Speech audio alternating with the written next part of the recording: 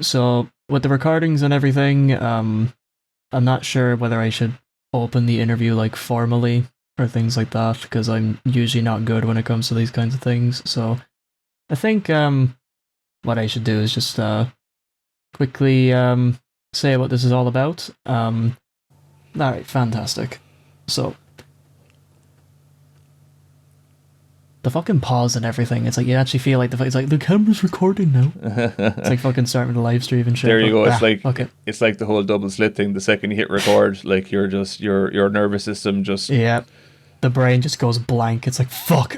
yeah, just changes gears immediately. And you're like, oh shit, like literal rabbit in headlights. Don't know what to do. Yeah, but hello everybody and welcome back. My name is Micah Reiter, and today with me for this first ever interview in regards to analyzing an animated show is the creator of the hit series Dole Days, PJ. How you doing today, man? How's it going, man? I'm not so sure if it's a hit series, but it's a series that exists, I suppose. I mean, I don't know. I don't know what constitutes like a hit as such, but I have the mindset where it's like if a YouTube series hits at least 1K views, then that's grand. Okay. Because it's like, you know, when you kind of slap like 1,000 people in a room, that is a lot of people. Like some Comic-Cons won't even reach that kinds of numbers, you know. Well, fair enough. I guess if that's the metric that we're using, well then it qualifies as being a hit show. That'll do. Gotta raise up the ego a wee bit, you know. Keep you. Oh Jesus! Get you all that and all that. Sound lad, I'll take whatever praise I can get where I can get it. Yeah. So yeah. To anybody listening to the interview, if you're wondering why my accent sounds different, it's because I actually am Irish. I just from my mental conditions and things like that, known as profound retardation, I just gave myself a default American accent whenever I do like my video essays. But when I'm actually around Irish people, aka you know, the best race known to man, the accent comes out, so that's all grand. So I'll be sounding a lot more, and if you don't understand me, then tough shit. Yeah, that was actually something that I meant to ask you about, because I couldn't, like, do you remember, before we started recording, we just had a small chat, yeah. But I mentioned earlier on that I was just, like, watching some of your videos, and I was, like, trying to figure out, like, where's that accent from? And I couldn't place it, mm-hmm. And then when we were chatting earlier on, I was just like, oh what part of the country are you in? Because I was like, fuck, I really can't figure out where your accent's from. Yeah, I have no idea like how this happened, because I said this earlier on, like when we were calling away, where it was like I grew up on Thomas the Tank Engine, which is a British show. So like you'd think with how like religiously I watched that show, I would have come out with an English kind of twang, and you know that definitely would have made my mother's side proud and my father's side fucking disown me. But like, you know, well, it just American, I guess. The land of the free took my soul and shit like that, and I've been puppeteering on their strings ever since. Yeah, I guess it's just as well. I'm not so sure is it as much of a thing now, because like you're the next generation on from me. Mm-hmm. And like when I was a young fella, and if there was like a chap around like with like an English accent, that fella was getting bullied. I'm not so sure has the social landscape for school changed in the years that have elapsed since, but maybe that's not the case anymore. But like just from my perspective, I'd be thinking to my years as a kid in school, like you were as well off to not have a British accent. You would have gotten away with like an American one. Mm-hmm. You would have gotten some roasting, but not nearly as bad, I don't think. I think it's because Ireland became extremely diverse when I was growing up. Sure, like the amount of people who came from all like corners of the planet whenever I was in school was like kind of sort of broke down that stereotype. It's like you wouldn't exactly be bullied if you were English. You would just be bullied if you were literally anything that wasn't Irish. And even then, if you were Irish, you weren't even free from that. Yeah, it brings me back. I feel like we've gotten a lot more equal in terms of bullying, probably to either to our benefit or to our detriment, depending on who you ask. Yeah, like something comes to mind. I think it's a Japanese proverb. I am not entirely sure because of cognitive decline, but I'll be asking you about the dinosaurs soon enough. Yeah. Well, if I could remember anything about them, I'd tell you, lad. But you know, cognitive decline. Yeah, actually, geez, I'm after even losing my train of thought there. I'm actually proving my You were point. talking about a Japanese proverb. Oh yes, Japanese proverb. Christ almighty, you're going to have to help me a lot here now because this is advanced quite badly. Don't worry, you're grand. Excellent. But yeah, there's an old Japanese proverb, and it's the nail that sticks out gets hammered. All right. So essentially, fucking anything you do that distinguishes you from the pack at all, it's likely that the wolves will come for you. Yeah. Like I remember when I was a kid, the big thing that really put a target on my back was like once all the other kids, basically all the other male kids around my age and that, once they were all stone mad for like football and hurling, I had no fucking interest at all. It was a total anathema to everything I was all about. Yeah. Did not want to know. I wanted to watch Star Wars and read comics and like, play weird like RPG video games and stuff. Yeah. And so I was like a fucking leper basically. I was like the fucking weird kid.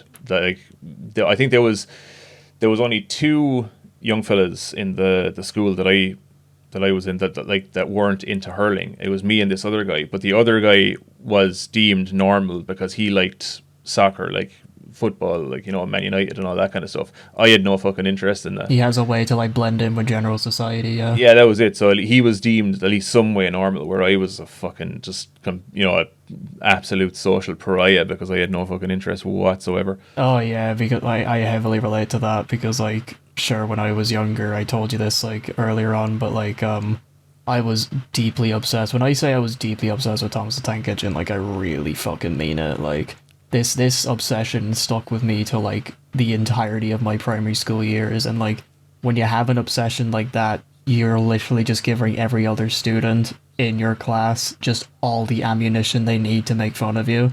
Like I think it was one time when I was doing my confirmation and things, and this was just around the year that I fell out of love with Thomas because I thought I had the fucking childish mindset of like, you have to grow past your fucking childhood and things like that. You have to be a man now. So I was going through some horrible depression with that because I felt like I was saying goodbye to a friend. Yeah. I've never seen them again. Yeah. Became deeply obsessed afterwards. I made a whole fucking documentary defending it. But story for another time. But I think like when I was doing my confirmation, they would give you like this little book where your classmates could write what they know about you and things like that, and like things that they appreciate it like about you and all that. And I remember there was this one student, I never actually figured out who did this, but in my confirmation book it says written in ink, loves Thomas the Tank Engine.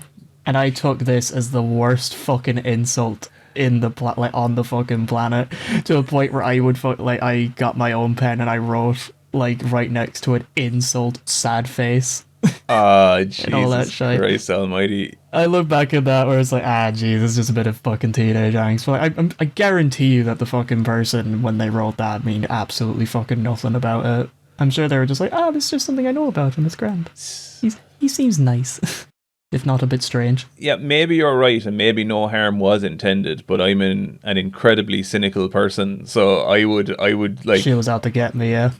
Yeah, there's no way I would have interpreted that charitably. I'd be like, no, this is a fucking attack. Like, I just can't... Yeah, I just can't imagine why someone would bother to write that in a yearbook or whatever kind of thing it was, unless it was, having a jab at you, like, I don't know, like our yearbooks didn't have anything like that, thankfully, but oh yeah, the shit they write about you is like yeah, thanks be to Jesus. But this was like the confirmation book was like social media before social media became a thing, and the great thing about this confirmation book is that it was yours. If you didn't want to, you could share this with no one and you'd be grand. Yeah, at least it wasn't on the internet. Oh yeah back then, like when I was younger, it became like, I only had really discovered the internet by the time I was like 14 and things, so like I was very fucking late to everything, and that's when I got involved in like various kinds of things that I'd rather not talk about here. But sounds ominous. Yeah, it was a fucking disease on it, I'll tell you what. Like, turns out you were like running guns out to Iraq and all this kind of stuff or something. Brandon Hera used my old internet days as inspiration for his political speeches. Class. So, it'd be grand. Yeah. So, I guess to start off the interview, we're going to go with a very normal, basic question that, like, I'm sure every artist has been asked at least once in their life, and sure, once we get to the past these simple questions, we'll get into the deeper philosophical ones. But I guess the first question that I have to ask you is, what made you become an artist? Oh, okay. So I suppose what made me become an artist is kind of a continuation of the little spiel I went on before about being brought up in like rural Ireland in a place that was like really, really heavily like everything gravitated around the GAA and hurling and that kind of thing. And if it wasn't the GAA and hurling, it was like English football / soccer, whatever you want to call it. And I had no interest in either of those things. Like for whatever reason, like I couldn't even. Like I remember when I was a kid, just for sake of not being odd, I tried to force myself to become invested in sport, in like hurling and in like in football and that kind of thing. But I just couldn't. I can only imagine how that went. Like, Yeah, it nearly broke me. There was no way like my brain could interpret what was going on as other than completely and totally asinine. Yeah. And like it made me want to go and play in the traffic more than anything, because I just like in my head, like it was we kind of spoke about this earlier on as well.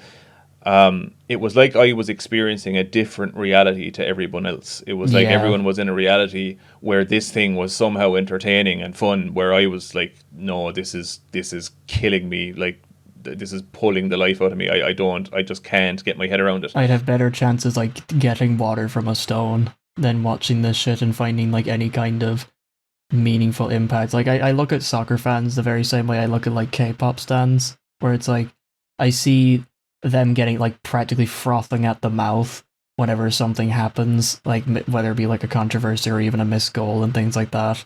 And I'm just seeing it, I'm just like, what am I missing here? Is there like a functional part of my brain that like there's just something here that I really need to require in order to find like any kind of connection to my fellow man when I'm watching this random 30-year-old hurler who hasn't been paid a fucking day in his life ever since he joined the fucking team score at fucking, like, I don't know, a hat trick or like whatever they fucking call it in hurling. Like, yeah, like, I will say, like, to each their own. I'm not like knocking it insofar as like if someone derives enjoyment out of all that, I am a big believer in get your joy wherever you can get it, and whatever gives you whatever gives you like a dopamine. It's a bit extreme what I said, but like Oh no, mainly out of bands. Just to clarify, I wasn't saying this as a response to what you said, as a kind of I wasn't implying that I was trying to course correct or anything like that. Sorry, but what was I going to say?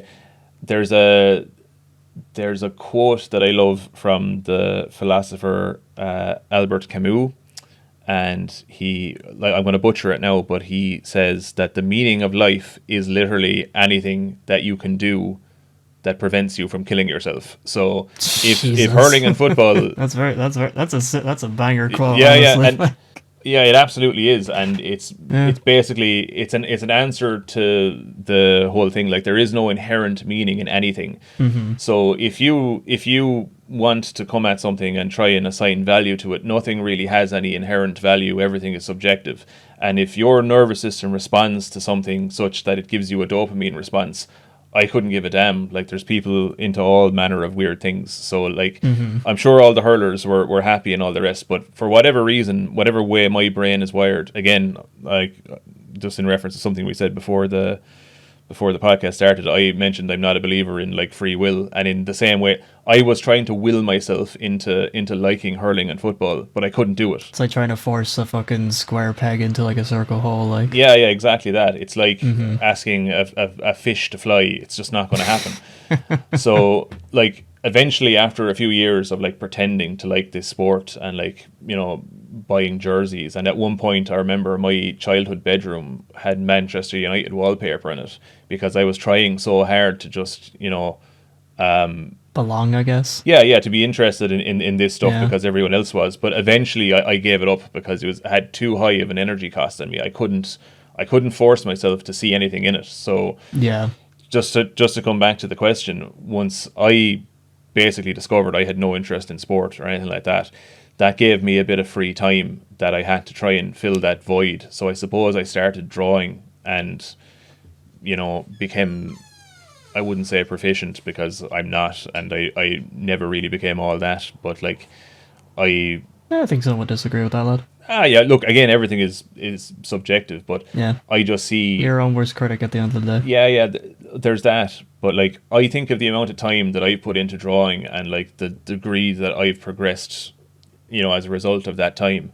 And then I look at, people out there, like like yourself now, I'm a fan of like manga and stuff, but just seeing the illustrations in stuff like Berserk, like Kentaro Miura's. Oh, Kentaro Miura, yeah. Yeah. Like, that man is literally a fucking god among men. That's it. Did you hear the story where, like, before Berserk ever got published, he actually was involved with, I think it was another manga artist. I couldn't remember for the life of me what the manga actually was, but I think the original mangaka was like, hey, yo, Kentaro, could you, like, draw me, like, my character to see if you're actually, like, capable of doing, like, my art style if I ever wanted to hire you or anything like that.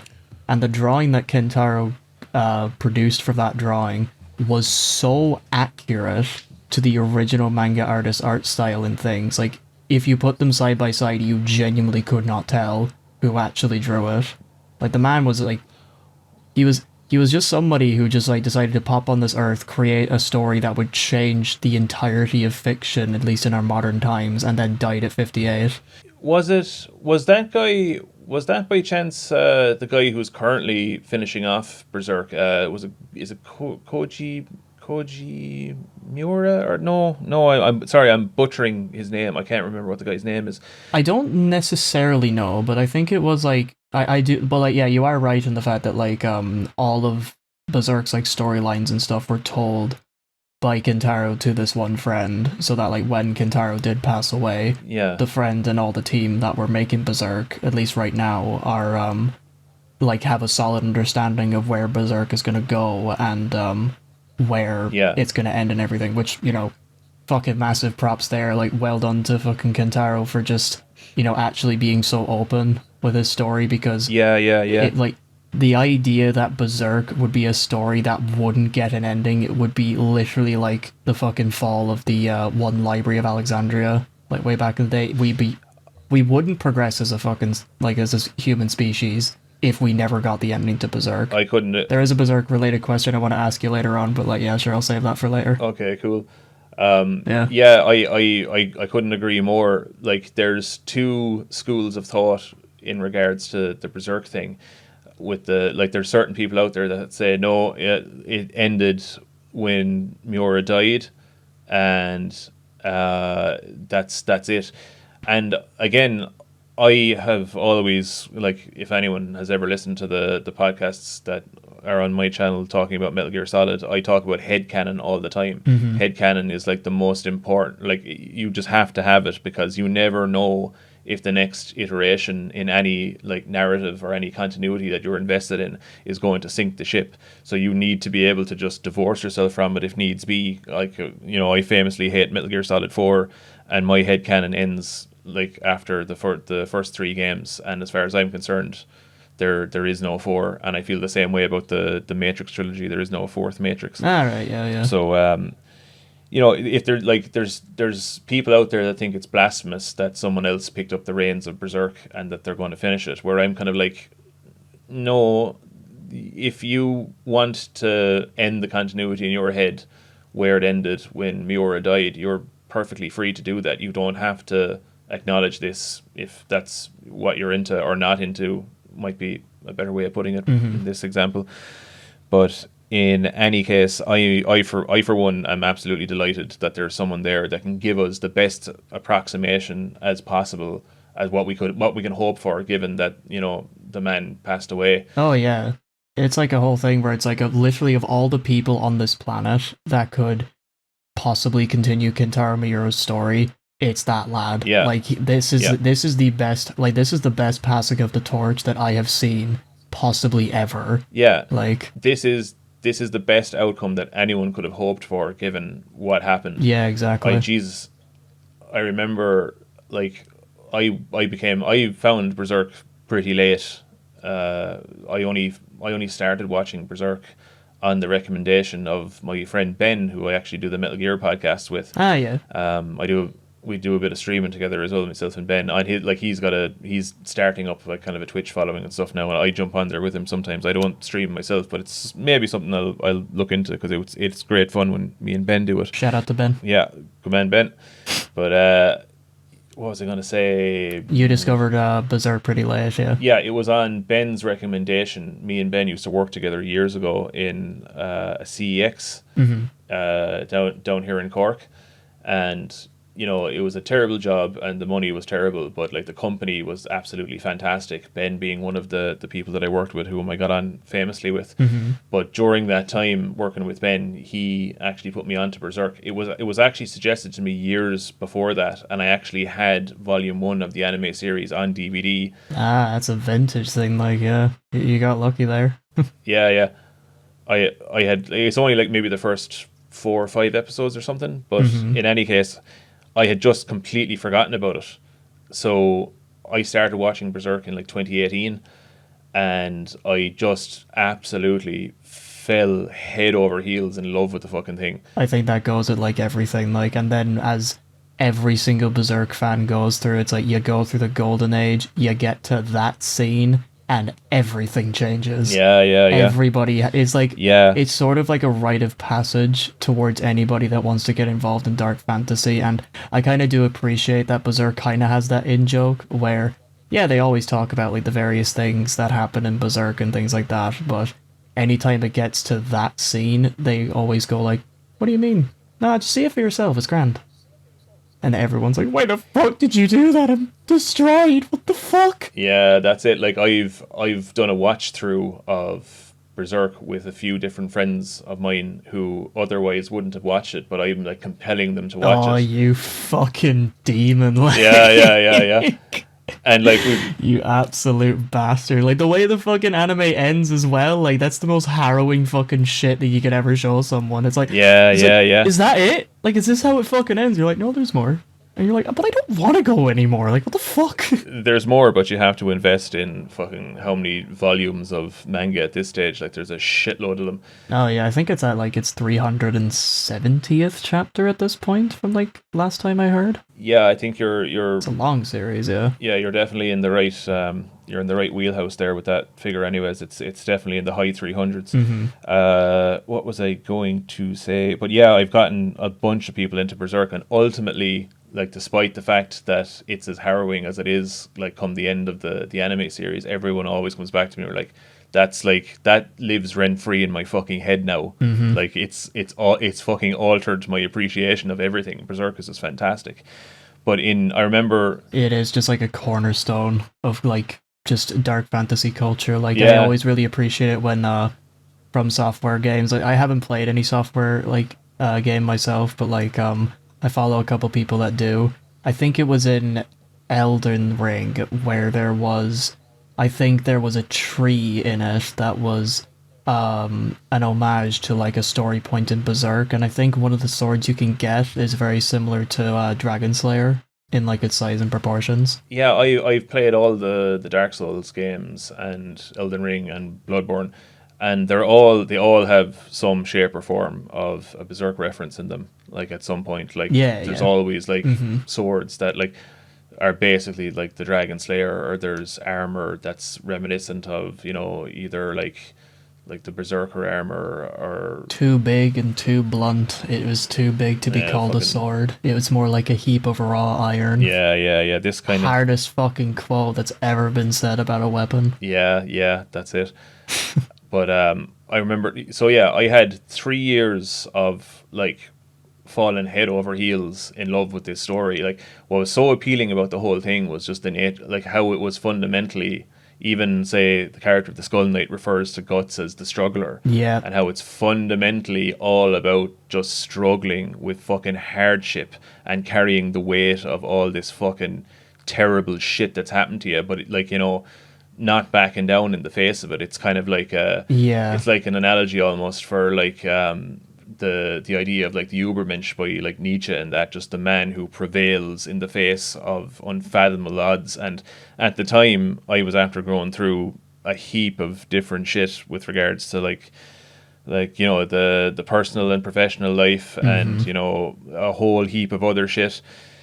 So I was after getting like a succession of really bad kicks in the face, and then reading this story about this fucking character who's just had the worst fucking time of it ever throughout his entire fucking life, but keeps on getting up, and he's just been, what's the term? It's like in the way he was like, in order to fight all the monsters in Berserk, he becomes something that's even worse than the monsters. Like, Yeah, I remember reading the Lost Children arc, and one of the best scenes to have ever come out of that of the manga, because I think I read Lost Children, and I think I stopped reading Berserk after that. I really need to get back into it, but one panel that sticks permanently in my head is the scene where the Bug Queen is like burning down the entire forest and then attempts to kill Guts, but Guts just pokes one of the eggs from above him, and the fucking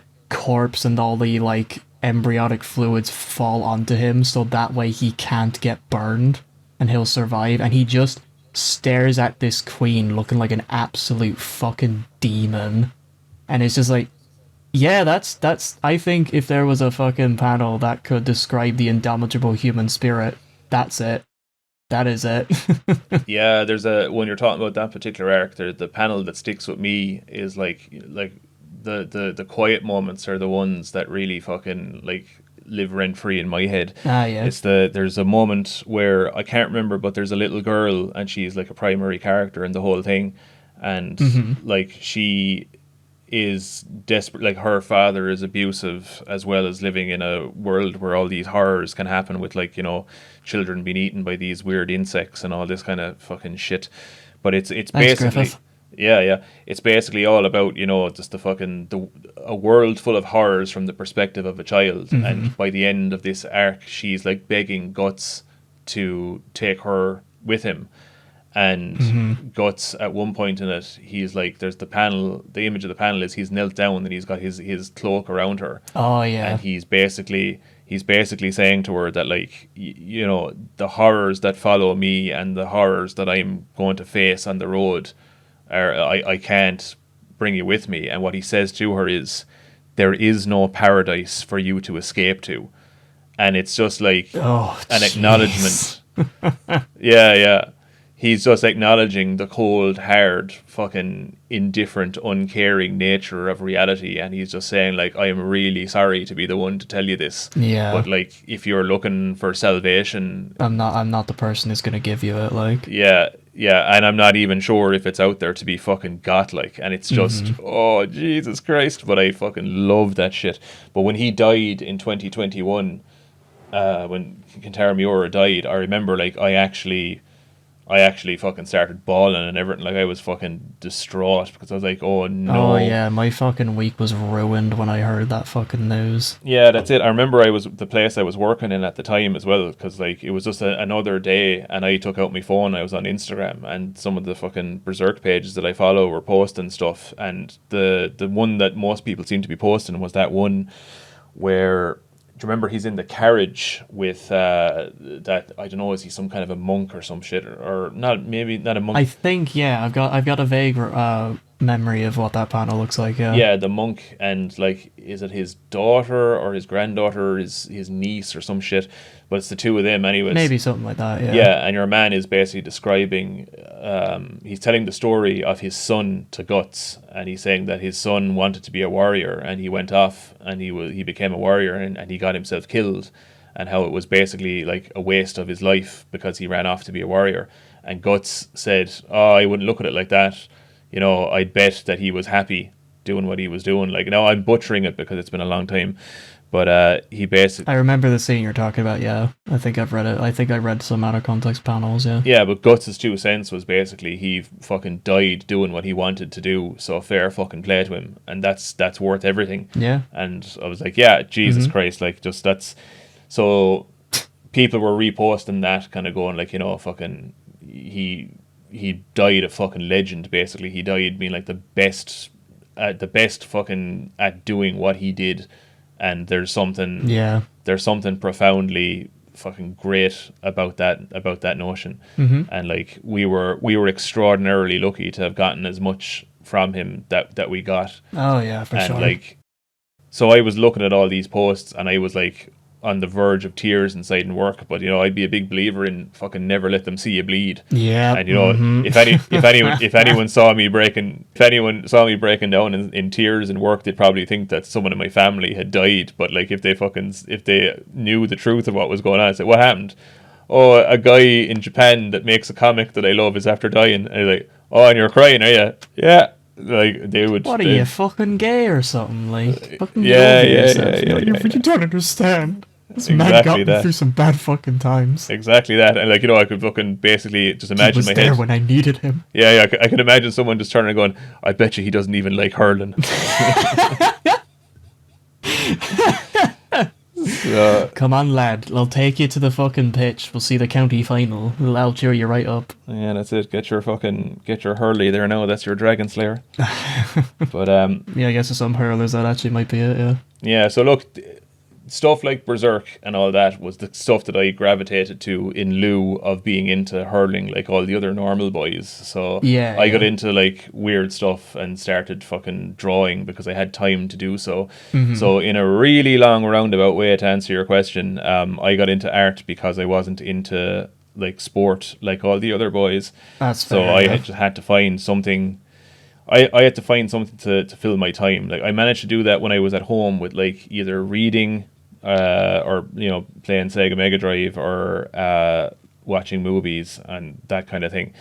So that when I was at home, but when I was in school, if all the other fuckers were out playing like hurling and stuff, I'd probably be inside like painting or doing some shit like that. Yeah. So that's kind of where I got my kind of start in kind of just creative endeavors, I suppose. So in a really long roundabout way, that's how it happened. It was out of a case of sticking out from the crowd, but still wanting to supply at least something to the life that you were currently going through in school. Do you think that'd be a correct thing to say? Yeah, I guess one way of looking at it would be it was another form of escapism because all the stuff that I'd be drawing was to that, like all the stuff that I was drawing was probably of a fantastical nature. I was probably drawing like a lot of stuff from Star Wars and stuff like this. So I was I was dreaming of like adventures out in space. I had a nickname in school. They called me Spaceman.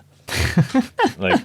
So here's me, like a child of about, I expect nothing else from a bunch of like fucking 5-year-olds, like. Yeah, that's it, and like. Or whatever age you were when this fucking name came out. Yeah, and that sounds kind of like innocuous when you say it, but it wasn't meant that way. That was a jeer. That was a fucking jab. That was like, you weird bastard. Why aren't you into fucking hurling like everyone else? So yeah, that's my backstory there anyway. I think this actually transitions very well to, since we were, like, the whole conversation of Berserk is, I think a really good transition to the next question I wanted to ask you, which is, what was the inspiration for your art style? So, the inspiration, like, funnily enough, the art style, when I started drawing the things that I was drawing, I did so when I was heavily addicted to weed. So the art style wasn't something that I actually gave a whole pile of thought to. I was just crudely drawing these things and experimenting around with like, I wonder if I make a load of PNGs that like, what actually gave me the idea for making the videos in the manner that I do, and they're all real kind of rough around the edges and kind of hodgepodgey, especially like the earlier stuff is just a complete train wreck. Like I said to you earlier, it only starts. I can practically see like the files being stacked on top of each other in like an editing software. It's like, I've been there. I've been there. Yeah. That's it. Well, like once you know, you know. Yep. So yeah, like, and a lot of it, like sometimes something that I thought I would have erased mightn't be completely erased, and you'll see like a kind of Like a small like blotching thing, yeah. yeah, a kind of a little blotch that moves around when a certain part, when a certain layer, a certain like a hand might move, and the blotch will move with it, kind of a thing. And it's like, oh sweet Jesus, it's so fucking bad. But like, say I mentioned to you before, like, in terms of creative endeavors, I suffer from paralysis through self-analysis, Yeah, that's where it. I think about things too much. Yeah, and I ultimately don't act and I don't make things. But because I was heavily addicted to weed at the time, that quelled the the self-analysis, and I just started making things without much thought and just throwing them together. And it was around COVID time, so the lockdowns happened, work was stopped for a while, and I was, So yeah, you pretty much were just like kind of locked in your house and you just didn't really have anything else to do, really. yeah, that's it. So I just started kind of drawing, and there wasn't really much thought given to what style I was going for, but the manner in which the videos are, like, there's a game from the Metal Gear series called Peace Walker, and the cutscenes in that, because the game was released on the PSP initially, I would imagine to save like space and stuff on the small disc or something. But the cutscenes in that, they were made with these little illustrations, and they move in a similar fashion, where like you might have one layer that's the character's torso, and the hands will go from the side to like drawing the gun, and then it's pointing the gun, kind of a thing. And I could just, Ah, yeah, okay. it sparked something in my head where I was kind of like, huh, holy shit, you see how that you can, make a bunch of like stills and then stack them on top of each other and change them out like interchangeably for different actions. And I was like, huh. So that was somewhere in my subconscious, like, but there was no active thought process really. I was kind of running on autopilot because I was fucking stoned out of my brains, and I was just like hodgepodging things together and just coming up with silly ideas. And then next thing, characters started to kind of evolve their own little personalities and stuff. So yeah, there wasn't so much an active thought process in what I was trying to replicate, but definitely I can see now through like a sober lens where the ideas got there, or where even the method in the approach came from. I kind of see it now as like even small things, like say on the original Metal Gear Solid on the PS1, once you're speaking to another character on like the codec screen, and you've got the two illustrations of like either character on screen, and they're just in the, Yeah. like, I'm sure you're familiar with the codec screen, even if you haven't played it. Like, it's such an iconic game. Yeah, I've definitely seen it like once or twice, yeah. Yeah, but in the original game, those weren't the characters. They weren't in the actual game engine themselves. They were like they were 2D illustrated drawings that were just there, and you could even see that like one frame mouth closed, next frame mouth open, because like I like Ah, right. to call what I do animation would be actually too high praise, because like it's so rudimentary. Like when any character of mine speaks, it's one frame mouth closed, next frame mouth open. It's like, there's no like there's no evidence of any kind of enunciation and stuff, and I wouldn't have the patience to go down that road. And I actually watched, I think it might have been on your Instagram, some of the animation stuff that you were playing around with and stuff, and I was looking at it, I was like, Jesus Christ, that's infinitely more complex than the animation that I make. And But it's like the way that you make your animations is very similar to like how I would make mine, because when you were saying where it's like you would create a character out of like certain body parts, and then you kind of like put them all together into an animation. There's actually a term for that in the animation industry. I believe it's called it originally used to be called flash animation, where it was like a 2D animated show would, rather than having each individual scene be like hand drawn and things like that, where like every pose would have been drawn by an animator. What instead they would have done was they would create this model which would have a skeleton underneath, where if you were to move a certain component of their limb, then the program would automatically like fill in the frames for the animation. So in a way it's kind of similar to almost like using a puppet, if you ever saw like Muppets or things like that, where it's just like yeah, yeah, you just kind of, you make a base model, and then from that you put like various assets like mouths, expressions, and like maybe different eye placements, maybe some different clothes for like a torso and things like that, and you just kind of like put it all together as a collage, and then you would use that model to animate your scenes. So in a way, you've basically done like not to sound insulting here, but it's like you used like level 1 flash animation Oh yeah, yeah, when it absolutely. comes to like your kind of stuff, yeah. That's it. Like, and it's Whereas I'd be like at level fucking 1.5. yeah. Well, that point five is a pretty big deal from where I'm coming from. Anyway, like, well, like, just what program would you use to like say to construct that kind of a rig? Would that be something in the realm of like Adobe Animate or something? Adobe Animate used to be the studio standard way back in the day, but actually, what the problem was with Adobe Animate was that everyone in the animation industry fucking hated it because it was because despite its name, it really was not made for animation. Okay. It was really done for like various other things, and so more modern studios have moved on to things like, say, maybe like the big one at least right now is Toon Boom Harmony, and that's like this. That's the animation software that all of the modern animated shows will be animated in, and I do not have Toon Boom because I get to get a lifetime subscription. I literally would have to sacrifice one of my kidneys in order to get it, and I'm not ours to do that. Okay. So I've instead decided to sacrifice one of my toes and got myself a Clip Studio Paint, which is a new digital art program which has an animation feature in it, and it kind of works the same way in regards to Flash and things like that. Like you can get images and things and make animations from that. But I use the layer functions to just do separate drawings and everything. So that way I can move certain body parts, put in like a mouth and things like that. Like, I'm not sure if you saw the Kermit animation that I did on my Instagram. Yeah, yeah, yeah. I think that's the one I was watching. Yeah, the head of Kermit is like maybe 5 or 6 frames of like actual drawings, and Yeah. what I was doing like as the lip sync was going on was just switching to and from these different drawings in order to give off the illusion of animation, Yeah. Well, because that's really what animation is. It's just more an illusion of movement, really. fundamentally, yeah, it's a bunch of stills moving in quick succession to give the illusion of movement. Yeah, that's precisely what it is. Precisely, yeah.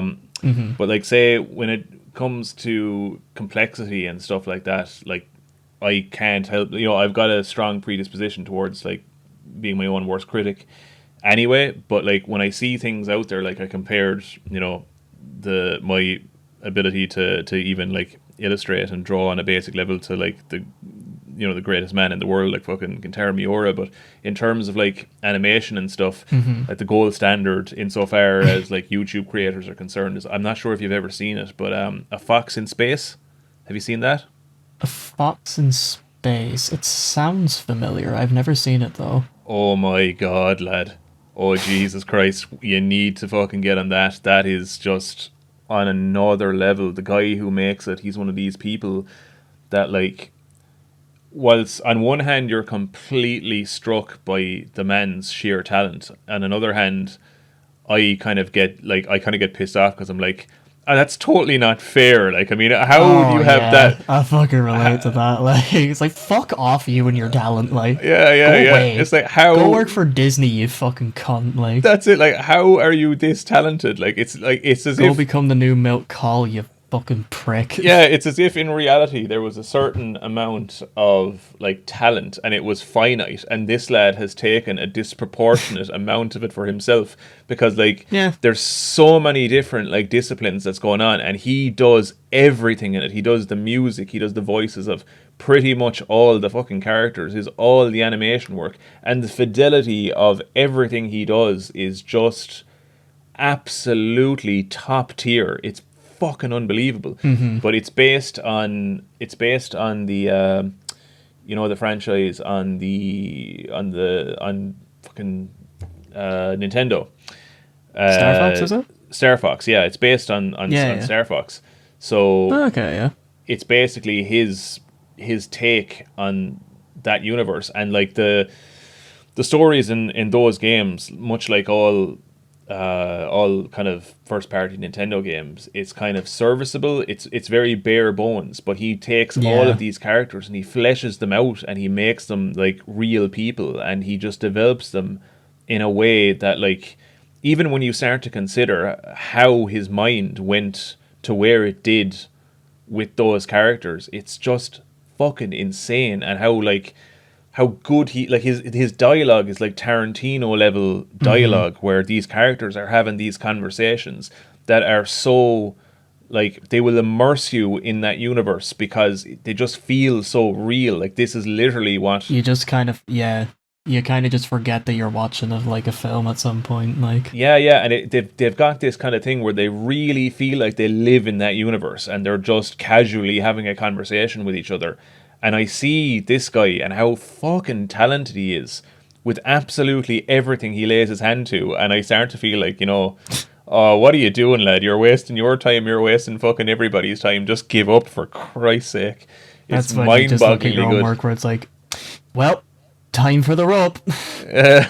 Exactly that. It's time to kick away the stool. But like It's got a fucking bit stronger recently, you know? yeah, yeah. But yeah, I couldn't recommend anything more than that. And to anybody listening, if you Mm-hmm. haven't seen A Fox in Space, Christ Almighty, do yourself a favor, watch The Fox in Space. It's fucking excellent. He's the story that he's about to conclude. He's still working on the final chapter of it. I think it's due out this year. I remember seeing something with him where he said he was going to take about 3 years to make it, and Jesus, yeah. that was approximately 3 years ago. Alright, yeah. So it should be now. Look, maybe that was an estimation. Maybe it'll take him longer. I don't know. Given the man's talent, he probably needs like fucking maybe a few more years to fucking refine everything, and I would not blame him.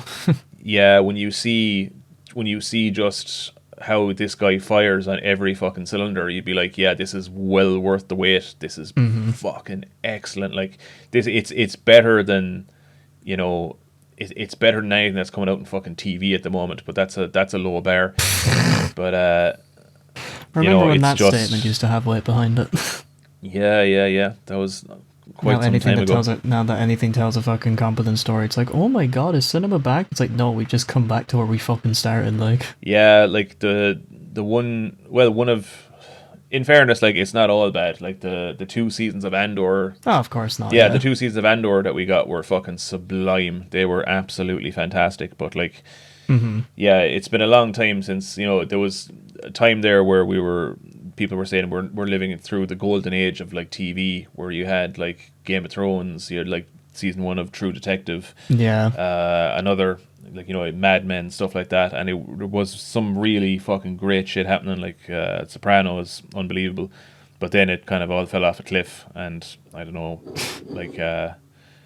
yeah, we were speaking earlier on about how the theory goes that in 2008, in the Large Hadron Collider, there was a singularity that pulled us into an alternate universe, and now everything is inverted and everything is shit, and that's where we're living now. No, it just gave the Game of Thrones writers the motivation to create a season that just made it so that Game of Thrones just isn't talked about anymore, which is fucking mental, given the absolute cultural juggernaut that it was when it was around. Like, Yeah, now they have had somewhat of a return to form recently with what do you call it, A Night of the Seven Kingdoms. House of the Dragon, was it? Yeah, Oh yeah, Knight of the Seven Kingdoms. Yeah, yeah, yeah, yeah. yeah. That I remember that show coming out. Like, I think I saw like maybe a title of a video by I think it was Critical Drinker saying that like it was definitely worth the watch. Yeah, yeah. I watched it myself, and like it's a much more personal story. The episodes are only 30 minutes long as opposed to like the hour long episodes, and there was only 6 of them. Fucking finally. Yeah, yeah. So there's only 6 of the episodes as well, and that's the season. But it manages to tell a really compelling story just about a fella who's trying to be a knight and trying to be like always do the right thing and stand by Mm-hmm. his moral convictions in a world that's inherently Yeah. a bit fucked. And it's great. It's great. It's absolutely fantastic. But yeah, So I guess to go from I guess the question about your art style, the next question I wanted to ask you, and I think we've kind of got somewhat of an idea of where this conversation is going to go, but question 3 is who were your inspirations growing up, and what shows or people inspired you to create Dole Days? Oh, Jesus, that's a big one. So there was many. We've got all night, lad. It's grand. Brilliant. Yeah, there was many inspirations. Like, so on my channel, I experimented with. We discussed it earlier before the podcast, but I was experimenting with stuff like, say, review content, because something that's very near and dear to my heart is the Metal Gear Solid series. So I kind of always gravitated towards like video games that had some kind of a narrative to it. Like I needed some kind of context. Maybe it's part of the reason why sport didn't really appeal to me. Like the context I just deemed to be insufficient. It's like, you know, these two teams are doing, you know, they're demonstrating their arbitrary skill at doing a thing to see who's the better team at doing that thing, and I just didn't care. But like, I think that's actually a fucking fantastic way of putting sports, to be honest. I never thought of it that way. I need a conflict, damn it. This is why WWE was the best. Yeah, this is it. Like I needed some kind of, some kind of deeper context. But like, so in video games, I didn't really care for stuff like, say, Tetris, because stuff like that, again, the context was, I'm trying to get a high score here to see how high a score I can get. I didn't care. I needed context. And, you know, even stuff as rudimentary as, like, the story in Super Mario. It's like, what's Mario trying to do? Oh, he's trying to save his woman from, like, a dinosaur in a turtle shell. Yeah. All right, yeah, fair enough. I'm on board. I wanna see if we can do that for the lad. Right. Let's go. And I was, you know, that was enough context. I was happy with that. But as time went on, then, like, you know, I mentioned Mario there. I should have probably mentioned Sonic, because I'm a Sonic guy as opposed to, Good man. I had the Mega Drive. Like I got a SNES at some point. Yeah, but like 16-bit era, like Sonic is my jam. I didn't have the Dreamcast, so I never went into the 3D jump, yeah. The 3D stuff. And yeah, but like I heard it's a very mixed bag, but I don't know, if you've got nostalgia for that kind of thing, I guess I can, you know. That's oh boy, that's I have seen that entire history unfold ever since I got on the internet. Yeah. Fuck me, this fan base is literally like a bloody schizo in a psychic ward. Like, you don't know what they would say, give it 2 weeks. That's it. Like, I mean, I've only kind of tangentially kind of seen that there is a huge community, and like I remember, like, just maybe out of curiosity poking my head into like a few Reddit threads and stuff, and just immediately my mind is boggled by all this stuff, all these characters I don't even recognize. Like, you know, I'm only vaguely familiar. Now? Where do you yeah, come from? this kind of stuff. Like, I was, who the fuck are these guys? I don't know. Like, I'm vaguely aware of who Shadow the Hedgehog is, because he had a game on the PS2, and I remember that coming out, and I remember the box art of it. I couldn't tell you anything about him. So why is this black Sonic holding a gun? I thought this was about a blue hedgehog going around defeating a fat man and a robot. Yeah. What is happening? That's it. But at the same time, then I remember, like, during was it maybe the Xbox 360 era, there was also like a video game, and I remember just stuff coming up online about it where Sonic has like a human girlfriend. And oh, Sonic 06, that is, Jesus fucking Christ, that is a game that like has permanently become like a part of the Sonic fandom, where it's like, it literally feels like every 2 or 3 years everybody's opinion on this game will change. Yeah. From either, this is the worst game ever, to this is a misunderstood masterpiece, and if you don't believe that, you're wrong. It's like, lads, can we just come to an agreement, please? Come on, like. Yeah, it would seem like whiplash trying to keep up with the conversation. Yeah, that's it. I don't know. There's something kind of brilliant about the fact as well that, like, this kind of stuff, you can have all these, like, you know, you can engage in such mental gymnastics trying to like, you know, find the good in it. And there's certain people out there, like I have it with like Metal Gear Solid and stuff, where I've got this, oh Jesus, this like I'm always I'm joking about it, like in the series of podcasts that we did about like Metal Gear and stuff. Just I'm constantly like self-denigrating, because like the degree to which like the fourth game like affected me in a negative sense. Like I made comparisons in the podcast that I made lately there about like I've lived through stuff in my life where, you know, people have died, and, you know, I've had major disappointments in life and dealt with like, you know, all manner of shit. But like, you know, ultimately I've gotten over all of them, but I never got over the effect that Metal Gear Solid 4 had on me for all the wrong fucking reasons.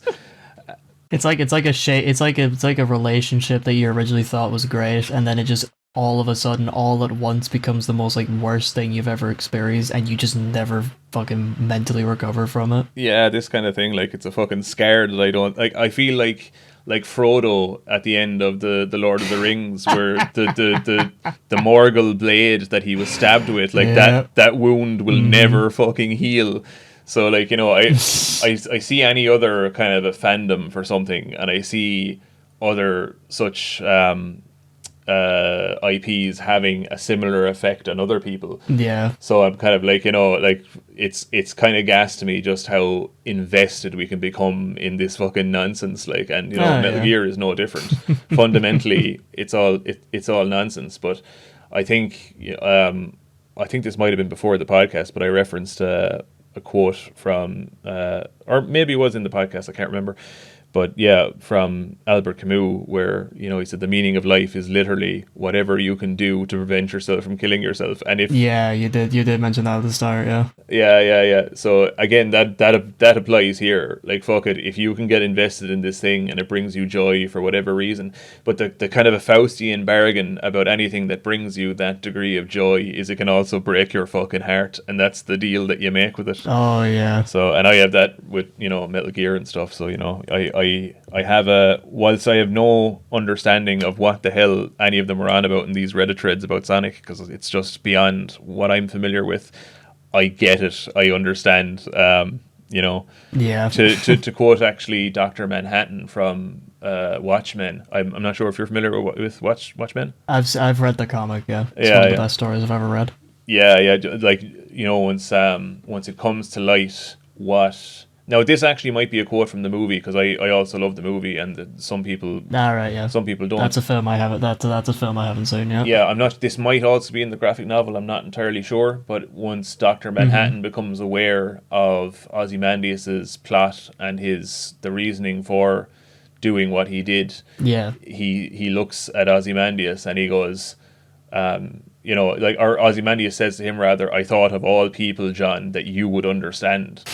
Like, you know, that he basically, he killed millions to save billions, was his whole kind of thing. Yeah. And to basically prevent nuclear Armageddon. So he did like a terrible thing to prevent a much worse thing. Yeah. And you can debate the ethics of that until the cows come home. But Dr. Manhattan says in response, he says, without condoning or condemning, I understand. Yeah, that's the quote. Yeah, that's in the graphic novel as well. Yeah, it's a banger quote. Yeah, it's fucking excellent. I love it. So good. Yeah, it is a perfect phrase to cast upon a fandom that you have absolutely no involvement in whatsoever. It's like, yeah. You enjoy your little fucking circus show. It's grand. Yeah, that's it. I mean, you know, nothing inherently has any meaning except the meaning that you give it. So, you know, yeah, but so context in stuff that I loved, like video games. I loved like reading and stuff as well. Yeah, just to get back to the question there. Yeah, so I loved like narrative, and I loved like, you know, character conflicts and stuff. Like shit that really kind of drew me into, like, say, the narrative in stuff like Metal Gear Solid was, you know, just kind of the kind of thematic stuff that you had going on about, like, do your genes dictate your identity? Like, say, it comes to light that Snake is a clone of his father, and he was genetically engineered to be, like, essentially a weapon because his father was the greatest soldier to have ever lived. So the thinking was that he possessed all the genes necessary to be the perfect killing machine.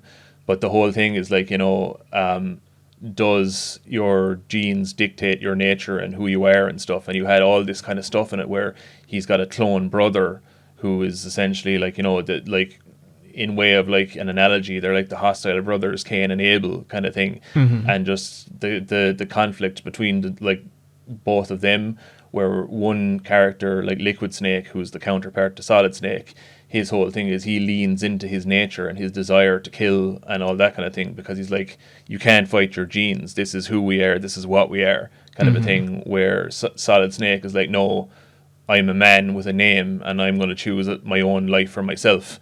I'm not my father, I'm not his fucking shadow, and I'm not yours either, go fuck yourself, basically. Would it be safe to assume that like one of the moral questions of Metal Gear Solid is it genetics that make you who you are, or is it the environment you were raised in and how you responded that makes you who you are? Yeah, nature versus nurture. Yeah, that's it. Yeah, thank you. Yeah, so it is essentially a question of that, and like once. This is why Metal Gear had such a profound effect on me. Metal Gear came out in 1998. I was 10 years of age. And, like, narrative that had, like, that many layers, like, just... It got me at a developmental stage where, like, I'm not sure if... like, there's an idea out there called... Is it epigenetics, I think? Where it's basically kind of like your genes respond to certain things in a certain way that sets you down a certain course of development. And I think there might be something to that, because Metal Gear was the thing that just opened my mind to just kind of narrative in a different way. And now I'm not making a claim that it translated such that I have talent enough to produce a similar narrative, but I certainly developed an interest in that kind of narrative. And it was through like playing stuff like Metal Gear Solid and Final Fantasy VII, where you've got like this world and this fucking lore. And then not to mention like, you know, all the reading and shit that I would have done. I would have been like reading stuff like Lord of the Rings and stuff like that. Like, and I think it was driven by, again, to come back to the whole thing, like I was kind of a fish out of water in like where and when I was born. I was born in like rural Ireland, where everyone was into hurling and stuff, and I was the guy who wasn't. So there was a certain degree of like escapism where I always wanted to kind of to switch my reality out for a fictional one and just to inhabit that reality. Yeah. But it kind of evolved into kind of like, once I was exposing myself to stuff that was rooted in like philosophical questions, like, you know, nature versus nurture and all that kind of thing. Yeah. What the fuck is it all about? I think I went down a certain pathway where I was like, didn't realize it, but I was getting into philosophy and just didn't fucking know. So, you know, I think the further down the line I got, then I always had some kind of an interest in kind of like trying to replicate those kind of things. Like myself and Ducky went to a course in Cork, who was like a film and TV course. Yeah, I remember Ducky made a video about that one time, yeah. I think it was like when he was having to deal with sleep paralysis, I think. Oh, yeah, that's right. Yeah. Yeah, but so, you know, we had a shared interest in that, like, but myself and Ducky met in secondary school. So we knew each other a bit then, but like, it was once we left school, then we started living together and all that kind of thing, that we kind of we both developed down the path of like being interested in telling some kind of narrative, or, you know, some type of content creation or something in that kind of realm. Ducky, fair play to him, he figured out a formula that he could like replicate and, you know, build a following around. But me, being the head case that I am, you know, I can produce a piece of content once a year maybe and have several nervous breakdowns on the way to getting there. Listen, I will throw all this shit at the wall. It will stick, but if one even small speckle of feces comes off that wall, I'm killing myself. Yeah, exactly that. So, you know, like yeah, like I think I mentioned earlier on, like, say, the one thing that I'm consistent with is like writing. Like, I have actually written a grand narrative for the videos that I make. The problem isn't the writing, it's everything else. It's the fucking drawing. It's sometimes as well, like, I wonder, is there wires crossed somewhere in my fucking brain? Because like sometimes I fucking like the ideas that I come up with, they're so stupidly complex that when I try to make them, my brain just short circuits and I just fucking I just buckle under the weight of it. So I'm trying to approach things like the video that I'm currently working on, another animation that follows the events of of Dole Days. That was supposed to be like a conversation that had like a double meaning to it between two characters, and it evolved into something that got completely and utterly fucking out of hand. And I screw myself over like having too lofty ideas that I ultimately fail to execute. And I'm like, Jesus Christ, I need to dial it back, or maybe even break the videos down into more digestible kind of bites where maybe they're only 2 to 3 minutes long or something, and then maybe release them as like a super cut where the entire thing is put together and you get to see it as one kind of a thing, similar to what Tarantino did with the Kill Bill movies recently enough, where you had the whole bloody affair and it's like, here you go, 4 hours worth of thing. Like, maybe if I approached it that way, I'd actually make the fucking things rather than have a nervous breakdown, like, trying to bite off more than I can chew, basically, and end up choking on the fucking thing. Yeah, I'm kind of going through a similar experience myself, where one video that I'm really wanting to make is like a video that's a continuation of my Death Note retrospective series, and the next video in that part is L Change the World, which comes in the form of a film and a book.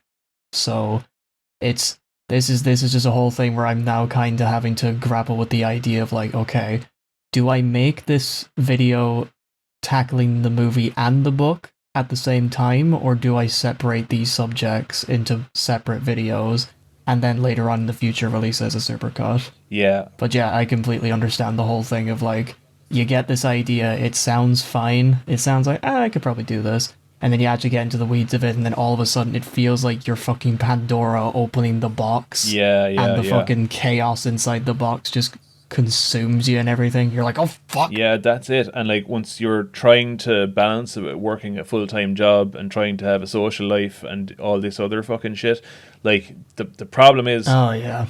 Mm-hmm. Yeah, like stuff then like derails me very easily. Say if I'm having a productive week and all of a sudden some event props up, be it like, say, a friend comes back from abroad or something, so there's a social obligation that I have to that person. I need to meet them and I need to go for drinks with them and stuff, and I always, after any heavy session, I'm fucked creatively because the inner critic will go crazy. And if I approach anything creative once I'm in that headspace, I'll have a nervous breakdown. So I have to step away from it. Yeah. And then I have to fucking, everything kind of has to align properly for me. It's like, okay, am I getting to the gym? Am I sleeping? Am I eating properly? Otherwise, like, my head is just so primed to turn on me. I find it very, very difficult to sit down and to potentially expose myself to that fucking inner critic, and it's an absolute fucking nightmare.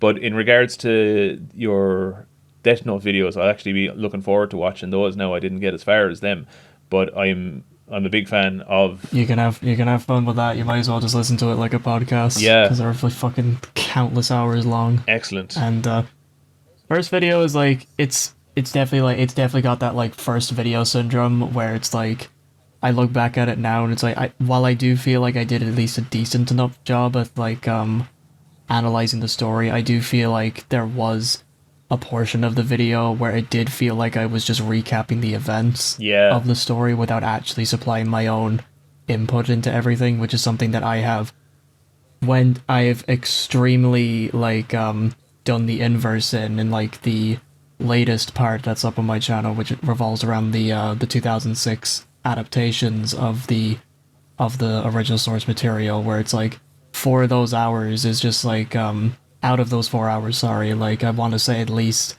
half the runtime is me analyzing the story, fucking talking about the deep themes, like character motivations, and it even gets involved in like the history of like how the film even came to be and what they managed to do behind the scenes. So like the videos have sort of evolved from just a general review video to be more like documentaries in nature. Yeah. I get you. I know what you're talking about in regards to like just recapping events. I had that with the Metal Gear podcasts that I made, where it was like Hmm. we did like maybe three for each game, three podcasts, and they're all like a couple of hours long each, and we're kind of going through the events of the game. So they are kind of recappy in nature, but it's just like me and Ben were like blind drunk as we were making the fucking things, and we were just like acknowledging, we were acknowledging like coming out the gate straight away that like, okay, Metal Gear Solid has been talked to death by everyone. The likelihood that we're going to actually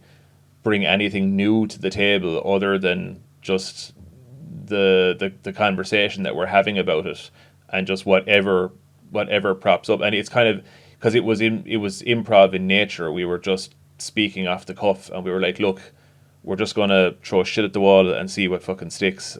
Like, you know, Yeah. there is literally, these games have been analyzed to death. There is no observation that we can make that hasn't been made 100 times before. It's just not possible at this stage.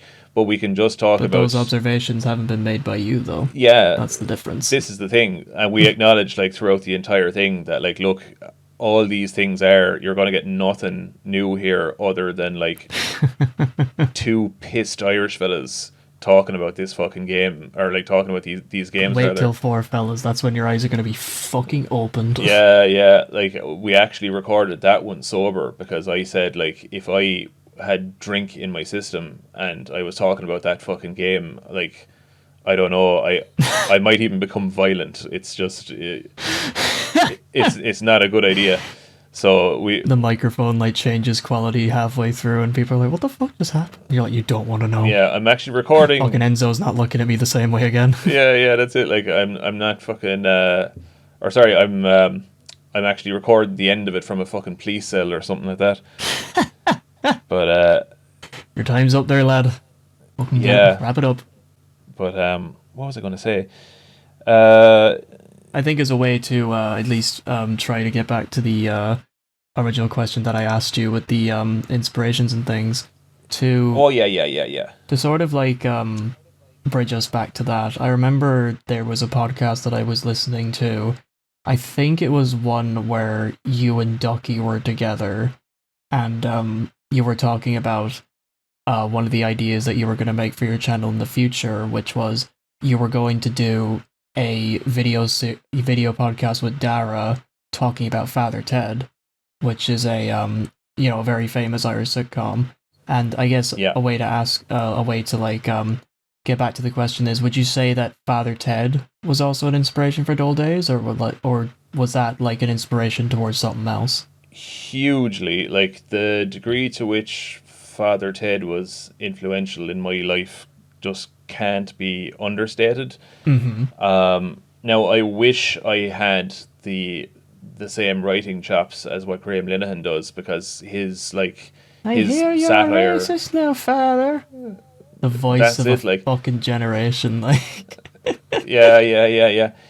He managed to like capture lightning in a bottle with Father Ted, and just what it was at the time that it was made. Like, it's no surprise that he had to go to England to get that made, because in the 90s there wasn't really separation of church and state here. Like, I mean, there was an interview with Gay Byrne that what's his name, Stephen Fry was on Gay Byrne's show, and they were talking like the premise of the show, the name of the show was The Meaning of Life, and Gay Byrne brings somebody on and he asks them what they think the meaning of life is and all this. So Stephen Fry famously, like an atheist, came on and he basically denounced the Catholic faith, really, insofar as he was concerned. At least he didn't believe it to be true, and he went on to state that, like, you know, any god that would create a world that there was so much suffering in, where there's like insects that eat the eyes of children and all this kind of thing, he said that if that god existed, that he wouldn't want to go to his heaven, and that he would think that that god was a fucking lunatic, and that he was a sadistic evil deity, and that he wouldn't want any part or parcel in any kind of heaven or salvation that such a god would be able to provide. I actually think I listened to a part of that interview online somewhere. Yeah. Yeah, that's it's very powerful stuff. Like, Oh, absolutely, and I couldn't agree with him more. But Gabe Byrne was like recoiling in disgust in his seat, and you can just see, you can see the visceral reaction that he's having to what's being said, Yeah. and it just goes to show that, like, even back then there was talks of prosecuting Stephen Fry for blasphemy, because the blasphemy law was still a thing up until, Jesus, I can't remember when, but there was a vote to remove it from the Constitution, and they did, and I can't remember what year they did it, but like the blasphemy law was in Irish Constitution up until very recently, and it just goes to show. Fucking hell, being anti-Catholic is like a completely foreign concept to someone like me, because I think we kind of grew up kind of. I mean, maybe I probably have like a skewed view because like my parents weren't really all that religious, or it's like, ah, sure, we went to mass and things like that. You'd go to church, like, if somebody died and things like that. I did my communion and my confirmation, but, like, I think my parents just used that more as an excuse to get everybody around and also to get me money, so I would shut up for a time being. Yeah. But, and it's like, as I gotten older, where it's like I've kind of, sort of went back to my faith in, like, a way where I was trying to find, I guess, meaning in the stories, where like I actually have like a fucking copy of a Bible that I robbed from a hotel one time while I was up in Dublin, and I think I've gotten as far as Exodus. I've gotten to where sure, your man Moses fucking split the Red Sea and killed hundreds of Egyptians to spread the Lord's word and everything. If I'm butchering that, I'm sorry, but yeah, it was a thing where it's like my 20s have kind of all been about me trying to find, like, I suppose, like, my place in the world, and, once I discovered Ducky's channel, I then discovered your one, and then I discovered Dara's, and as we all know, fucking, Dara, in case you don't know, he goes by the name The Magic Skeptic on YouTube. Yep. I have a question about him that I'll give you later, but, yeah, Dara's channel is all about, like, going really in-depth with the, philosophy of Christianity, and also like the pitfalls and the hypocrisies that come with such a faith, and that shit has been absolutely fascinating for me to listen to. And like one of these days, I'd fucking love to have a conversation with him. But like, yeah, it's been an interesting ride to see like where my faith has gone for the majority of that. But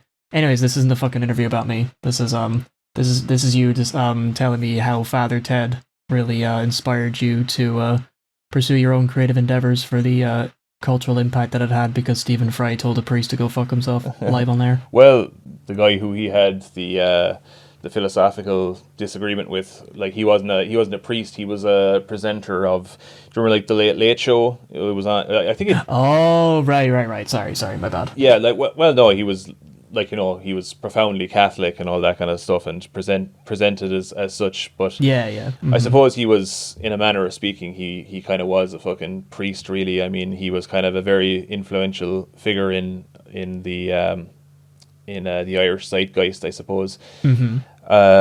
So he was the next best thing to a priest, or you could, I suppose, make a case that maybe better than a priest in some sense. He didn't fuck kids, at least as far as we know, so. As far as we know, and if he did, he managed to go to the grave and never actually have to answer for his crimes, much like Jimmy Savile. Oh, Jesus. Yeah. That's why, that's just on the religion kind of stuff as well. If ever anyone, or not even religion, but there's an idea that faith in general, yeah. Yeah. Like, people try and read patterns into reality, and reality is, fundamentally chaos. And sometimes people, like, I often hear this kind of fridge magnet philosophy, these kind of platitudes where people shite on about stuff like karma. And I think you can disprove the very notion of karma with two words: Jimmy Savile. And I'm pretty sure Dara made a video. He did, Actually, I saw that video, like, I think literally I think it was yesterday. I actually popped down and watched that video, yeah. Oh, His yeah, arguments yeah. towards the non-existence of karma was very interesting to me. Yeah, like, Dara is one of the most intelligent, articulate men that I know, and if any man fucking knows his stuff about philosophy and religion, it's Dara. And I am blessed to have him as a friend, and he is he is shit hot at what he does. He fucking knows his stuff. He supplied me So- with loads of insight and just the fucking. He's definitely gotten a few belly laughs out of me because Yeah. I think Ducky did put it best. His laugh is so fucking infectious. Yeah, that's it. I mean, and he brings such a flair to it. Like, Oh yeah. I think there's a very bright future ahead for Dara, and he works so hard Yeah. at it I as wish him well. nothing but the best. Yeah, he puts out so much fucking content and like so much long form content, and all the ideas that he presents have been distilled over a very fucking long career and very long education, and like it shows.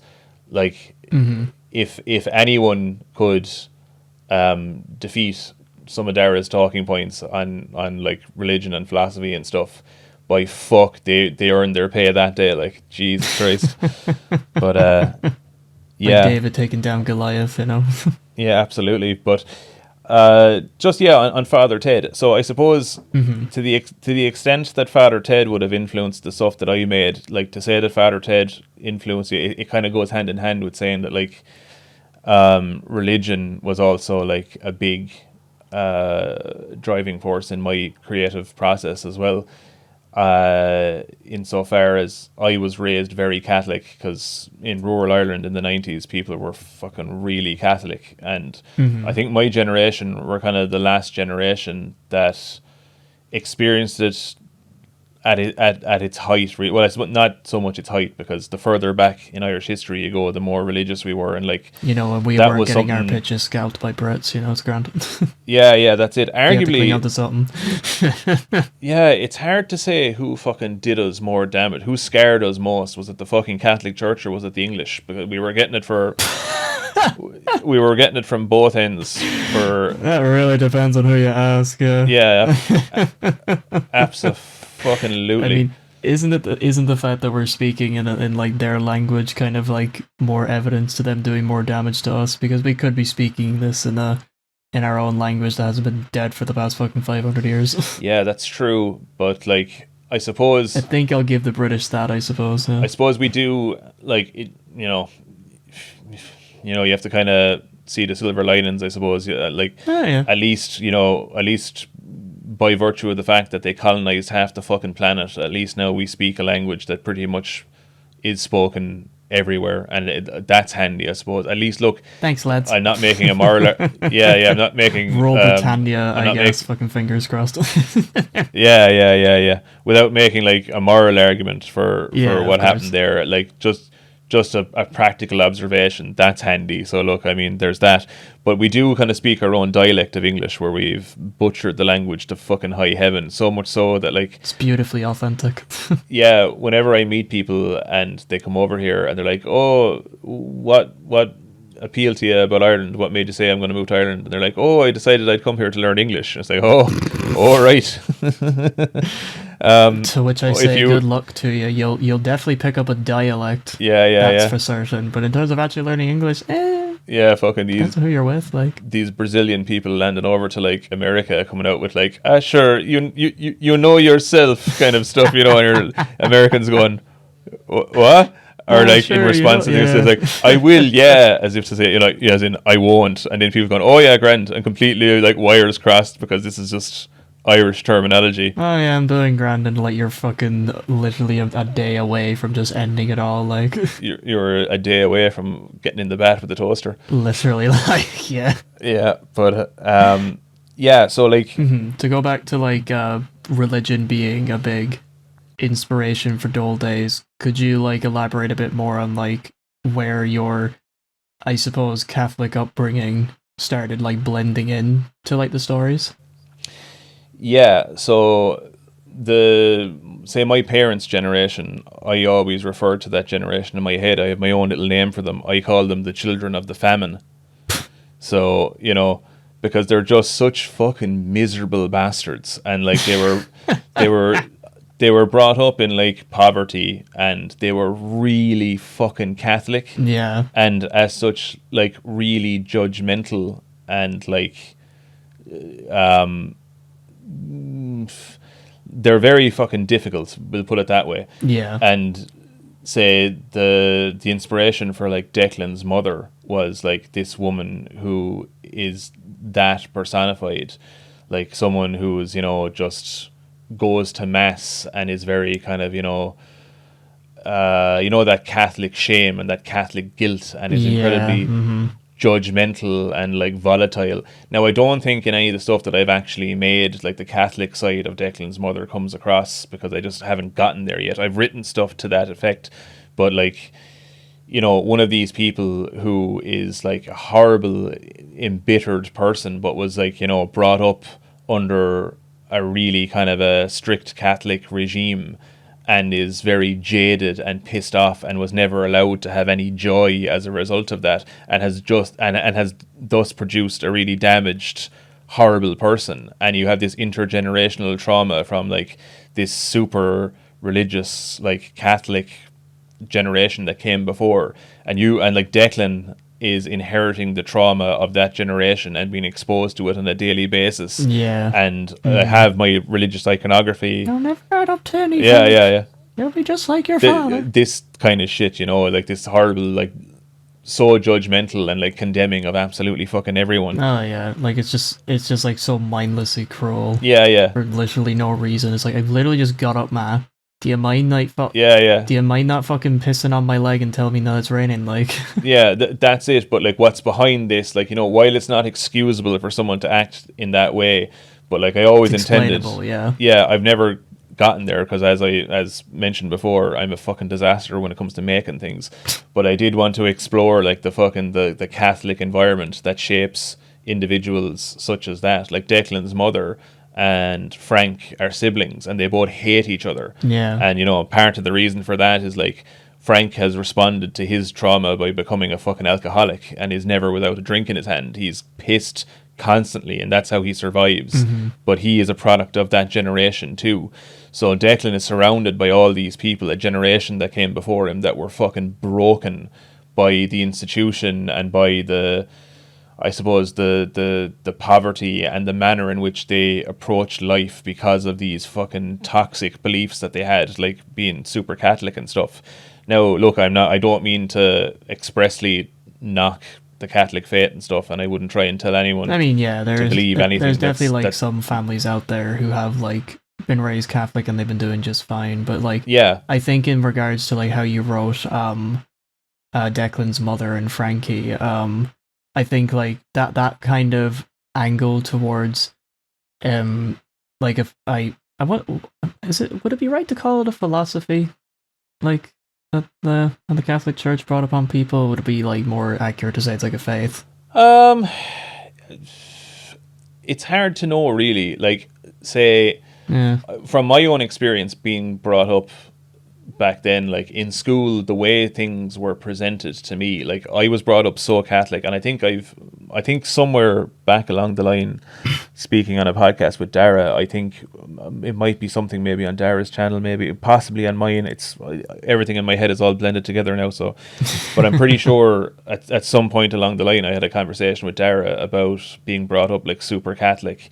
And the way in which it was presented to us, it wasn't a matter of faith. It was, these are the facts. Like, this is the nature of reality. Yeah. And there was never a question as to whether or not it was real. Now, you did have some people, especially in school, like young fellas around my age, that would be saying like, "Oh, I don't believe any of it." But to my ear, at least, that came off to me as those people are trying to be edgy and contrarian and looking for attention. Yeah. They're obviously just saying, like, how could it be any other way? I mean, we go to mass every Sunday. We're told every day there's like some part of a religious ceremony as part of like every day, where there's a prayer or there's some fucking shit, or there's the crucifix is hanging in the room, the Sacred Heart is over there. Like, it was just so, we were so acclimatized to all the religious iconography, and routinely the school and the church would be interacting, and we became altar boys and stuff through the school, and the priest would visit us, and we were going to confession, and we're doing stuff like the communion, and we're doing confession and all this, confession and the confirmation, all this kind of stuff. We were fucking steeped in it, Right. Yeah. and it wasn't until I was 14 that I think 14, possibly 15, where like the cracks started to appear big style, where I have like, there's this one relation in my extended family, and he's like a very learned man, and he was like a lecturer in a college, and like he one day at a family gathering, he stated in response to something that someone had said that was like religious in nature, he said, no, I don't believe in any of that. And all of a sudden I froze dead on the spot. I was like, what do you mean? Because now this was someone whose opinion carried weight. It wasn't just some contrary young fella in school going, oh, I don't believe in God, yeah, I don't give a shit. This is like an old fella. Yeah. Definitely, he's had his good few trips around the sun saying this kind of stuff. Yeah. And to a teenage mind, this is kind of like, what? Yeah. The fuck? And this is someone's opinion who held weight, because I knew that he was an incredibly intelligent man and very successful as a result. And a lot of what he said. I actually remember you talked about this on a podcast. Yeah. Yeah, sure. Like, repeat it for the audience. Yeah. So it was at that fucking point, like, I was just like, holy shit. And then I started to question everything. And as soon as I started to question things, the chain reaction began. And next thing, all of a sudden, none of it held water. And I was like, holy shit, it's all a lie. But then, like, the vacuum... What do I do now? Yeah, the vacuum that's created, and the fucking existential terror, because you're like... But I thought, anytime I ever worried about anything like this, I just defaulted in my head to, it's okay, God will sort it out. And as long as you believe in God, everything will be okay. And now that safety blanket is gone. And you're like, oh, Jesus, well, then what happens when we die? Like, does this mean I'll never see whoever again, or I'll never see my dog again that died? And, oh, Jesus, when I die, I'm just gone as well. Oh, fuck. And then all of a sudden, you're into existential crisis territory. Yeah. And, like, there's like a very famous quote by Nietzsche, where he proclaims that God is dead, and we have killed him. Yeah. And I remember this quote by Nietzsche, yeah. Yeah, the statement is often misinterpreted as if to say, like, that he's saying this as a joyous thing, that, oh yeah, we finally killed God, and it's good that we're rid of him. It's like, but if this creates so many more fucking problems now. Yeah, the greater context of it, implies that, oh shit, what are we gonna do now? Because, like, this would be like the equivalent to, like, Frankenstein's monster murdering his creator. It's like, here's this man who was like the fucking bridge to your entire existence, and you've ended up getting rid of him. And it's like, what the fuck is this monster supposed to do now? It's got no understanding of, like, how humans function and things like that, besides, like, maybe one or two interactions that went very horrible. Yeah. Given his own very existence. And in a sense, we are all Frankenstein's monster, because we're all in the wake of murdering our fucking creator, going, oh no, what now? Like, what am I supposed to make of this reality? Like, when you think of just the absolute absurdity of everything, like, even say, it's crazy to me how we find meaning in the mundane, and how we all get up and go to work every day. Like, Sisyphus pushing the boulder up a hill. And I quoted Albert Camus earlier on, and he has a famous saying that, like, it's whatever. I've quoted it a couple of times now, I think, but the whole thing of, whatever you... You're grand. Yeah, whatever you do that prevents you from killing yourself. And he has another thing where he goes on to talk about, like, Sisyphus from, like, fucking Greek mythology, that was, like, I think he was cursed to forever push this boulder up a hill, and the boulder rolls down. Yeah, and then he pushes it back up again. Yeah, I remember the story. For all of eternity. But Camus had something on that as well, where he says... one has to imagine Sisyphus was happy. So it's like, fuck. It's like, the implication. Jesus Christ. Yeah. The implication for life in that, it's kind of like, fuck me. We're all just pushing a fucking boulder up a hill, and knock a bit of crack out of it while we do it, I suppose. Yeah, that's it. And say, just in relation to, like, how to come back to Father Ted. Yeah, of course. Like, the brilliant fucking thing about Father Ted is that you've got all these characters that are priests, but it's kind of evident that a lot of them don't even fucking believe it. but some of them are in it for sake of like a handy job. Some of them, it seems, were ushered into the priesthood because they were semi-retarded, like Dougal. Dougal doesn't even know how or why he's in the priesthood. They make jokes at one point that like, oh, families used to have like, you know, a good son that would go on and become a doctor, and then they'd have some fucking idiot son that they didn't know what to do with, so they just throw him into the priesthood. And then Dougal asks Ted, but your brother's a doctor, isn't he? And Ted goes, he is, yes. Thus implying that, you know, nobody arrived. None of these characters arrived at like, you know, at the priesthood through like their faith or devotion, but purely because society didn't know what to do with them, and they didn't know what to do with themselves, and they weren't fucking good at anything. Funny. Yeah, and just like that, this entire structure of belief that the entire fucking country pivoted on, like the people that were selling this lie didn't fucking believe it at all themselves, and the ones that did were like, you know, a bit mental or something, because they're either liars or they're insane. Like nobody that's actually depicted in Father Ted, no priest is like a reliable prophet, and none of them are even earnest, you know. So it's like this jab at religion and how fucking the whole thing was so farcical, and how nobody actually had an idea what was going on. Like there's a bit in it where there's a bishop speaking to Dougal. Like the bishops came and visit. They come and they visit in this episode, and the bishop is asking Dougal whether or not he has any doubts. And like in like theater and stuff, and you know, certain like mythological stories and that, there's like the archetype of the character of the fool. And Dougal kind of embodies the fool. Yeah. Because he's the fucking idiot and he's like the moron and all this kind of stuff. But the fool often demonstrates that everyone else is so caught up in their own fucking pretensions that they can't see the wood for the fucking trees. And they're doing this dance of this, you know, like this holier than thou energy fucking, to like kind of give like a thematic like phrase to this whole show, yeah. Yeah.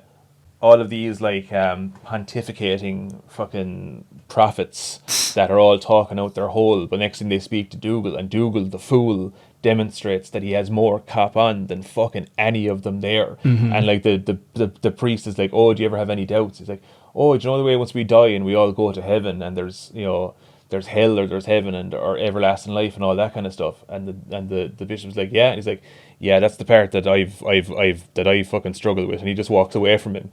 So he basically shoots a hole in like the core fucking tenet of the entire fucking thing, and he's just basically like, yeah, and he's like, this is the retard, like, you know, and fucking just the layers of the writing and how fucking beautifully satirical Father Ted is, and just how witty it is, and how it never misses a beat. There's no bad episode of Father Ted, but yeah. So Father Ted springboarding off of the religious environment that I was brought up in was just like such a big deal to me, and I could never in my wildest dreams hope to be able to write as well as what Graham Linehan and Arthur Matthews did when they wrote that fucking show.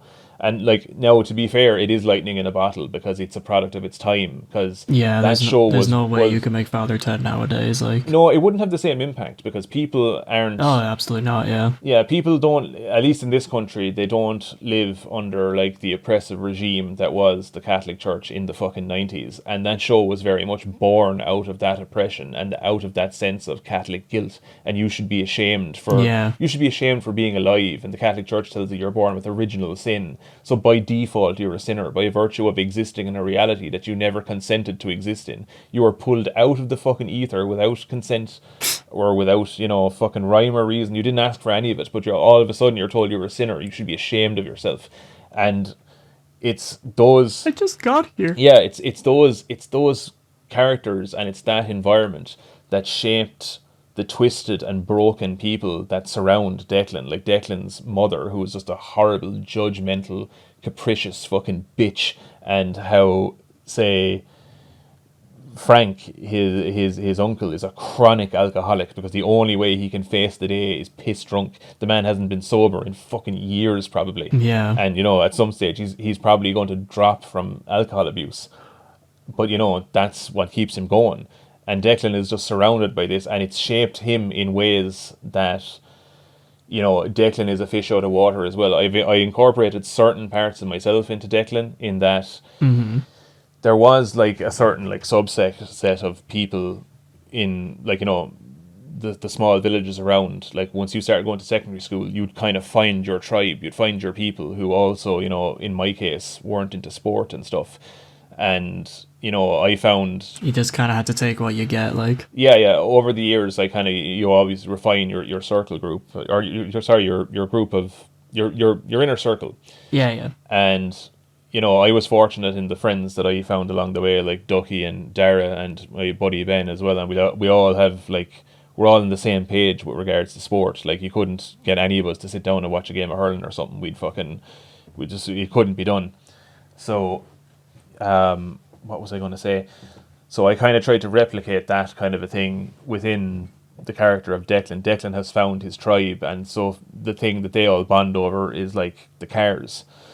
So, you know, they all have this shared interest in cars, but like they're all hopeless people because they were shaped by the generation that came before them, and they're all in their own way fucking broken and trying to figure things out. Like Declan, I wanted to write Declan in such a way that Declan's greatest enemy was himself. Yeah. Because he's so fucked up from the environment in which he was brought up in, that he's so full of issues that he doesn't even realize at every junction in his life he's fucking himself over constantly. Like, he loses his girlfriend in the Dole Days videos because he's not being faithful to her, because, you know, he's desperately in need of like validation and stuff. And maybe this doesn't come across in the writing, but was my kind of thought process. I got an impression of that, yeah. Yeah, and like how fundamentally everything is actually his fault, and he can't see the wood for the trees because he's a broken person who is a product of broken people. So again, it's going to take me time to try and like establish this more because I haven't made enough content, but Yeah. just to explain what kind of informed my writing process, and how, say, something like Father Ted with the satire of like the religious faith, the oppressive fucking doctrine that we all had, like, you know, kind of bottle fed to us from the moment we were fucking pulled from the ether into reality, you know, and just the effect that had on us and stuff. So like I try and always keep a little bit of like religious iconography there. I started a plot thread that's going to go on, well, if I ever fucking make it, that is, and God only knows, but I introduced a character called Father Price, who was voiced by Dara. He was like an English priest. Yeah, He Priest and replaces Men, yeah. he Father replaces Phelan. he replaces Father Phelan, who was also voiced by Dara. Yeah. Like, because there was just something hilarious to me about the idea of having Dara voice all the fucking doing all the religious voices, because Dara is like, you know, Hardcore atheist, yeah. yeah, essentially. So that idea to me alone was pretty funny, even if it was just an in-joke between like me, Darren, and whatever. But in any case, like that character, the character of like the English priest, Father Price, I've written so much for him that he doesn't feature in the video that I'm currently working on, but everything that follows, he is basically like the Thanos of my universe, basically. The main antagonist, Yeah. Now, look, I'm such a disaster when it comes to content creation. I don't know if or when I'll get this fucking made, but suffice to say, I've written a shitload, and it's all informed by a lot of the religious stuff that we've spoke about. Yeah. So the fact that Father Ted was so steeped in religiosity, that was like the theme of the entire thing, and the absurdity of that doctrine of belief, and like just even leaving that aside, just the comedic timing and the fucking the farcical natures of the characters and how they all play off each other. Stuff like just how intelligently some of the characters are written. Like the character of Ted, what works so fucking brilliantly about the character of Ted, and it just like again makes me really jealous of Graham Linehan's prowess as a comedy writer, is the intelligence of the character of Ted, is that Ted labours under the belief that he's cut from a different cloth to the likes of Jack or Dougal, and that he doesn't belong in that house, that this house is where you send the morons to just be done with them and to get rid of them. But Ted is labouring under a false belief. Ted is as bad and maybe worse, because at least the rest of them are kind of at peace with what they are, and they're not in conflict with themselves. Just kind of getting on with it, yeah. Yeah. And then in that way, Ted is like his own worst enemy, because Ted is always trying to I don't know, jump into a lane that isn't his, and it never ends well for him. Yeah. And that's what makes the character fucking brilliant.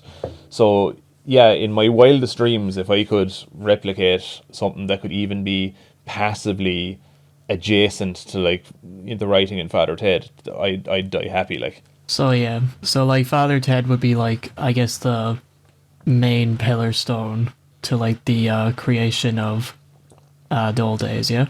I would say so, in so far as my thought process when it comes to writing, but Dole Days was also informed by, like I mentioned earlier on, when I came out of school, we only got it was a year of being out of school, and then the huge crash of 2008 came, and Yeah. so everybody was on the dole after that, because the entire world economy, just the arse fell out of it overnight. And there was a window of time where people thought that the good days were here to stay. So I think I mentioned it in podcasts with Ducky and stuff before, you could wander into a credit union as a young fella back then, and there was such an abundance of money that you went into the credit union and you could have €150 in your account, and you could go in, I'd like to buy a car, can I have a loan please? And they'd be like, yeah, how much do you want? And you'd be like, grand. And it wouldn't cost you a fucking thought to do it, because everyone was doing it. Mm-hmm. And the problem was, we came to the party too late, because we were in school for the vast majority of the Celtic Tiger days, and there was lads driving around the place in fucking cars that nowadays would cost you 30-35 grand, Jap imports that they were paying maybe 7, 8, 9, 10 grand maybe for, and everyone had them because they were importing shitloads of them, and they were straight in from Japan, so they were in really good condition. Mm-hmm. And it was the golden age of the boy racer scene, and you had all this stuff car meets going on all over the country, and drag racing and fucking drifting going on, and twin cams were massive, and we only caught the tail end, maybe the last 18 months to 2 years of that, and then the Celtic Tiger failed, and everyone was broke, and everyone had cars that they couldn't afford anymore. And the joke that I had, this running joke throughout the Dole Days video, was Declan kind of Jesus, I have to get a job or I'm going to lose my car.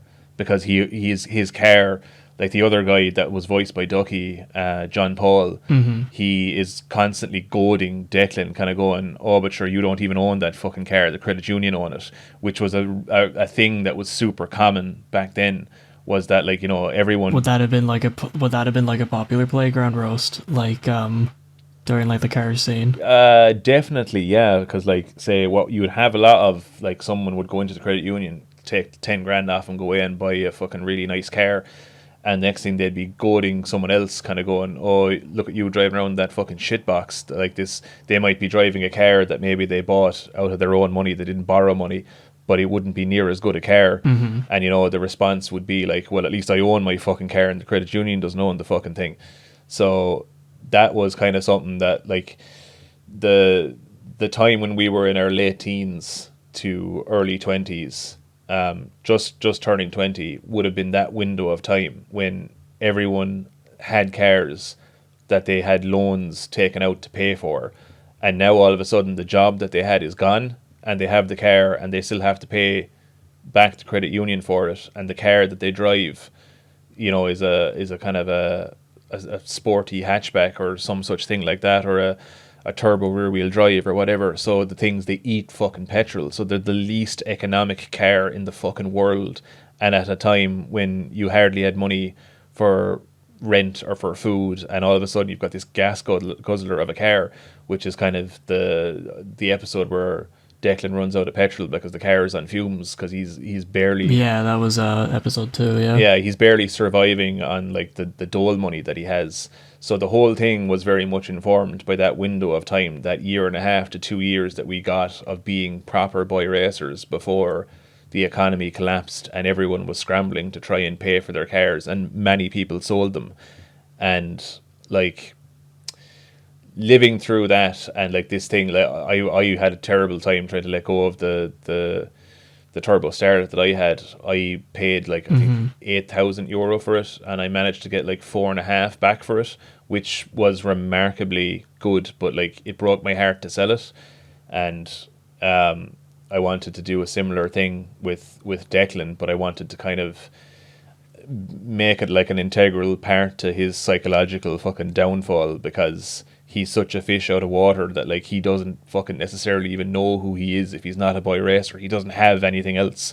Only like, say his interest in cars was the thing like that Albert Camus would have said, well, if that's the thing that's keeping you from killing yourself, that's the meaning of life. And now he's lost that, and through his own fuckery and through his own issues from his upbringing and stuff, he self-sabotages his relationship and ultimately loses his girlfriend to the person that he resents in the world the most, because this fella is like the antithesis to Declan, where he was born with a silver spoon in his mouth and he comes from like a good background, and basically Declan resents him because he was born with opportunities that he never had, and Declan resents him as such. Yeah. So this man is like his fucking nemesis, and now he's taking his girlfriend, and all the while he can afford to keep his expensive car. That's the thing that, like, you know, that he wants, and the thing that he thinks is integral to is his like raison d'etre, his reason for being. And it's kind of like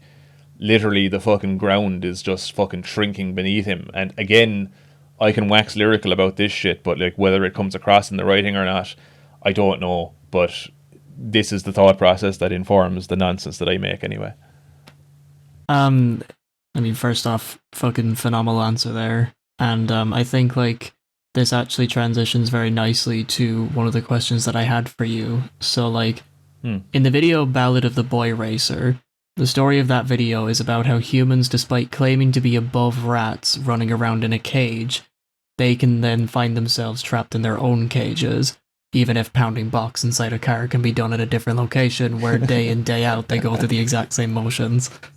So now that I know that this was a story that was at least partially inspired by a time in your life, what I wanted to ask you was, what was the metaphorical death of Benny that made you realize that something had to change? So the death of Benny, you know, the whole thing is basically, you know, we all live in some sense in a cage of our own design. So, you know, Declan has a very small town mentality, and so much so that his entire identity is tied up with being a boy racer, and as such really limits his scope. Like, he doesn't see anything beyond it, really. So insofar as he's concerned, he's driven by things like his base desires. He's driven by this notion of identity that's tied up in the cars, for one, but also, you know, his lust for women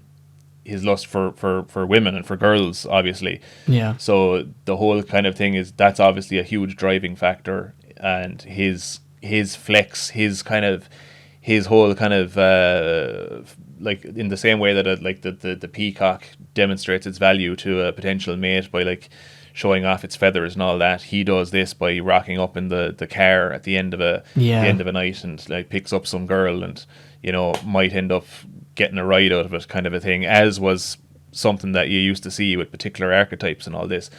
But it's all... Yeah, I definitely saw a few of those whenever I was on like a night out with the lads when I was going through college. Yeah, this is it. So this is basically the loop of Declan's existence, and this is, to use the term again, his raison d'etre, basically, and how, like, it is incredibly limiting, and he can't see beyond the things that are driving him no more than can a rat with its base desire to reproduce and to eat and to shit and all the base things, but ultimately it's going to do that ad nauseum until one day its heart fucking stops. And the whole thing is basically this illusion that we have that we're any fucking better than Benny. And Yeah. you know, like there's certain people, and I actually feel it myself quite fucking badly, because there was, say, like, I'm in my fucking mid to late 30s now, and like one thing that really fucking haunts the shit out of me, like, as you get older, like, you know, something that I try and kind of draw on as well, and it informs a lot of like Frank's character, is regret. And when I look back, one thing that I really fucking regret was that I didn't leave Ireland entirely at a much younger age. And the older you get, the harder it becomes to do stuff like that. And I really often give myself a hard time as to like, why didn't I do that? Because like I always felt like a fish out of water here, and I always wanted to get away. And I remember thinking about it, but there was something fundamental in me that didn't allow me to do it. I had every opportunity to do it. I had friends that left, that got on a plane, and that they just braved the storm. They just said, okay, I'm going to go with no plan, and I'm going to see what happens. There was something in me that was fundamentally broken that wouldn't allow me to do it. And it's something that I like really fucking badly regret to this day. And I wish it could have been another way, but there's a line in, I know we mentioned The Matrix earlier on. Again, I'm not sure if it was before the podcast or during, but there's a line. It was, I think it was before, yeah. Okay. There's a line in the second one that's delivered by the character of Morpheus, where, now this is a real small throwaway line. I'm the only person that hyperfixates and stuff like this, but a certain situation plays out. Can't relate to that. Yeah. A certain situation plays out in a certain way, and one character questions whether, you know, the thing is going the way that it should, and Morpheus's response is, what happened and couldn't have happened any other way.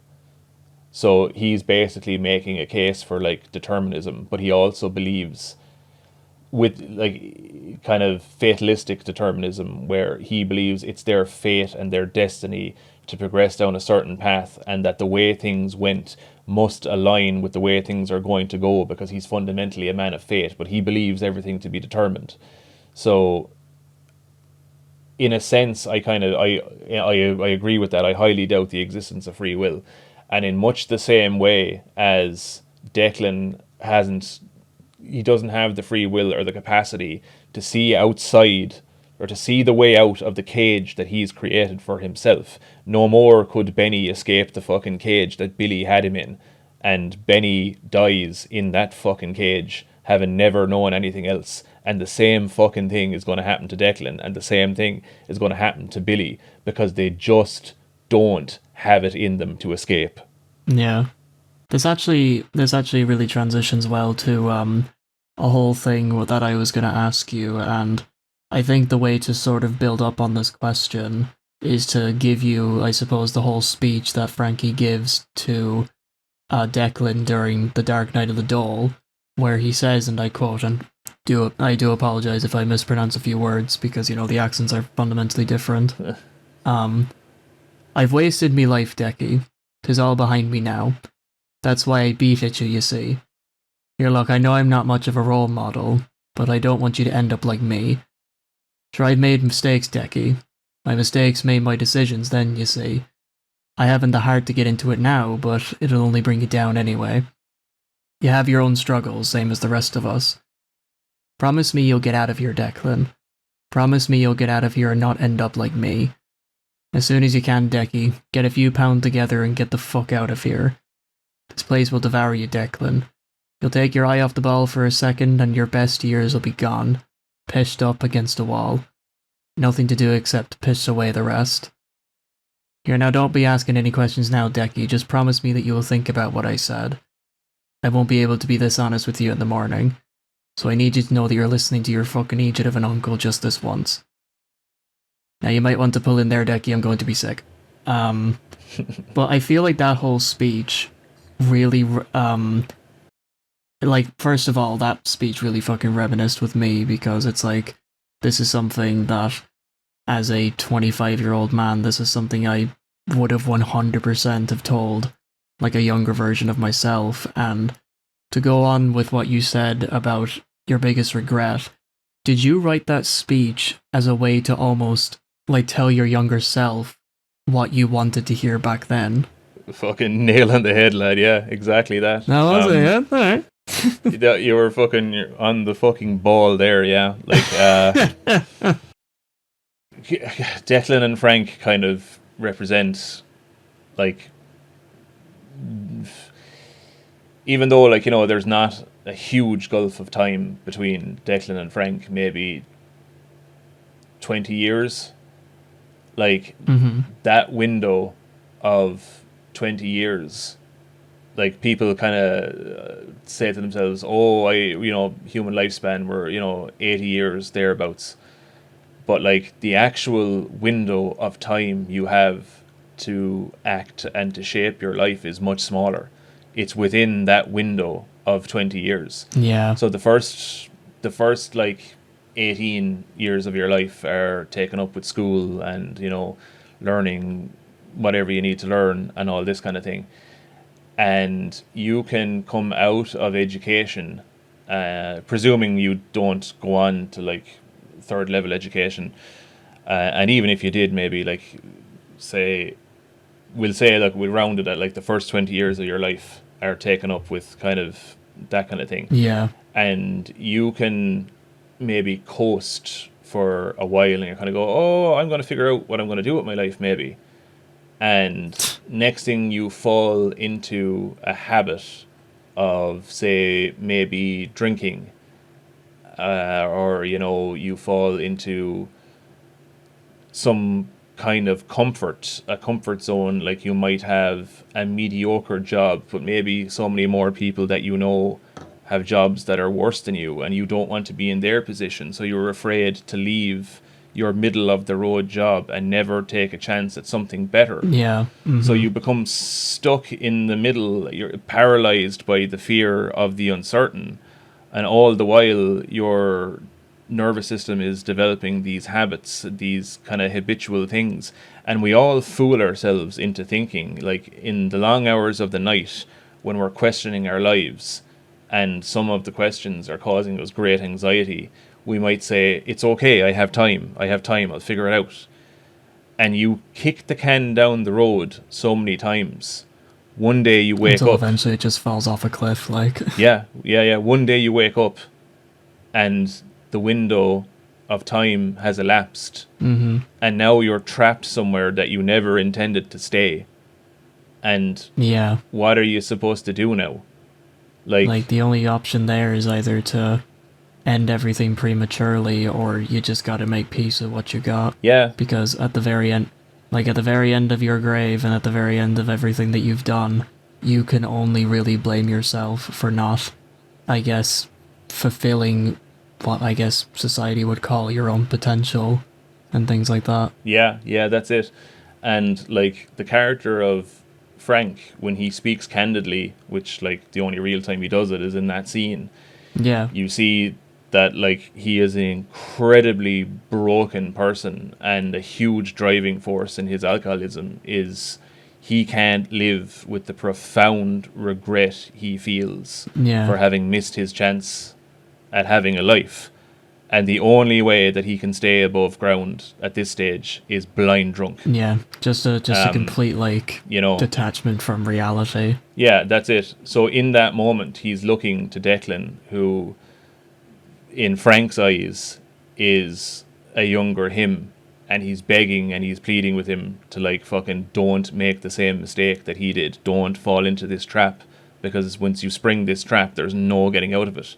Time is going to back you into a corner, and if you don't get the fuck out of Dodge, you're cooked. You're done. Like what happened to him. Yeah. And in that moment, he's just like, he wants to see Declan escape, and like they're like I'm trying to develop a thing like in the third Dole Days video where he sees the wheels falling off of Declan's life, and he's seeing the beginnings of the same spiral that consumed him, and he doesn't know how to steer Declan off of the course that he's on. He doesn't know if he can, and he doesn't know if he has any fucking right to be giving anyone advice, because again, Frank is deeply damaged. But the difference between Frank and Declan's mother is, Frank has a bit of fucking nobility about him. Frank recognizes his own flaws. He fucking fundamentally hates himself, and he can't view reality through like the lens of fucking sobriety. It's too much for him. But he's not twisted and vindictive in the same way that like Declan's mother is, despite being a fucking chronic alcoholic. He's like, all I want to see, I just want to see Declan get away from the thing that consumed and destroyed me, and he doesn't know how to get him there.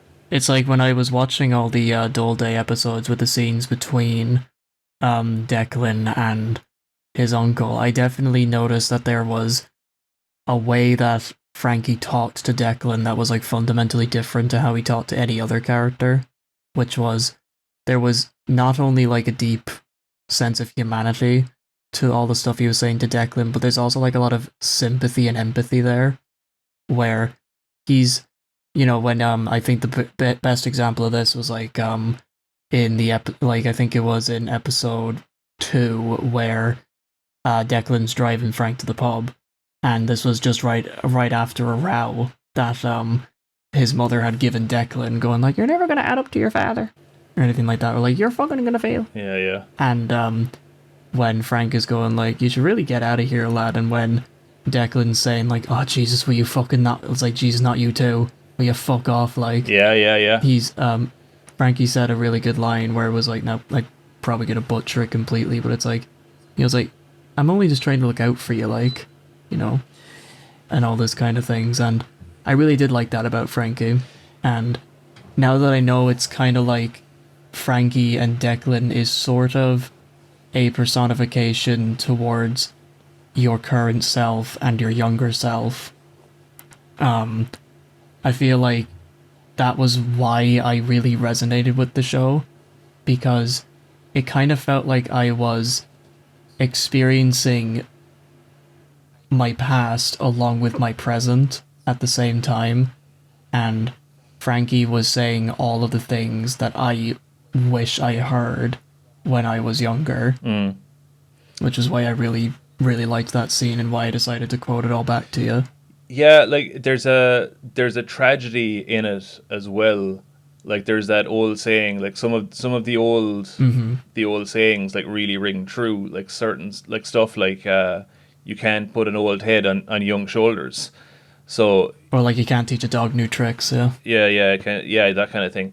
So like in that sense, like despite Frank's warnings and stuff, like he's not getting through to Declan, and like Declan can't see but like 2 foot in front of his face, like, and just there is no bigger picture with Declan. Declan is living day by day and just trying to survive each day as it comes. No grand plan, no hopes or dreams for the future. And Frank knows that unless he can fucking get him to see the wood for the trees, he's going to end up just like him. And Declan is brought face to face with that when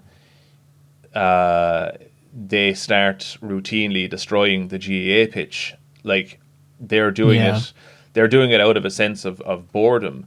But the character of Joe Nelligan is he is the logical conclusion of what happens when someone progresses down a dead end in their life, and then they find themselves in a place where they're hanging on by a thread and they only have this one thing that's sustaining them. And for Joe Nelligan, that was coaching the little league team and looking after the GAA pitch. And because Declan has no... Placed in the opposite teams with laxatives, because you gotta put in a little bit of a comedic twist to everything. Yeah, To make it funny. yeah. So, like that the initial Joan Elligan episode, like the writing on that, there was collaboration with a friend of mine who actually voices Joan Elligan, because he had Right. the character of Joe was based around there's a certain archetype of, like, say myself and John we'd be of the same vintage, so we went to school and there'd always be like certain people that would come in, like GAA coaches and stuff, and they'd be brought into the school and be like, oh, here's what we're going to do now, and you'd just be kind of indoctrinated into the cult of the GAA through your school. And Joan Elligan was a character like that, and he's based on a combination of two different GAA personalities that used to come into the school that that John went to. But there was an approximation of that character who came to most schools in Ireland, and we would have had our own versions of Joan Elligan as well. But Joan Elligan is a good kind of he's a good archetypical summary of that type of person. Yeah. So we just kind of we developed a character based on the aesthetic and the kind of some of the eccentricities of the guy that went to John's school. And John then went on to voice the character because he could do a very good impression of him and all that. And it was a fairly authentic take on what we were. He was a fucking hilarious character, yeah. Yeah. But say as that went on, then like I kind of became a little bit kind of transfixed with the character of Joan Elligan, because he complimented Frank and Declan in the sense that Joe is essentially the same as Frank, and he is what Declan might become. And where Frank is sustaining himself with alcohol, and Joan Elligan, having lived this life where, because of his own trials and tribulations, ultimately like lost his wife. His wife left him because he was so insufferable for whatever reasons shaped him to be insufferable. His wife couldn't put up with him. All he had that he thought like validated his existence was his involvement with the GAA, and when his zeal to try and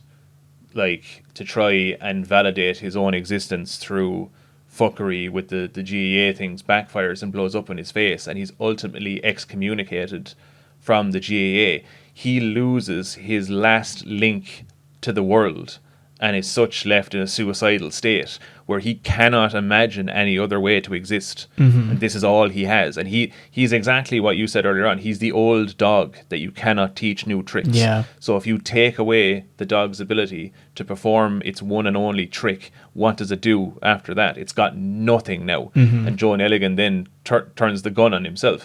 But it was, I started to question then after that point, hang on now, that gun is essentially Chekhov's gun. And okay, we saw the gun fire, but where did the gun come from?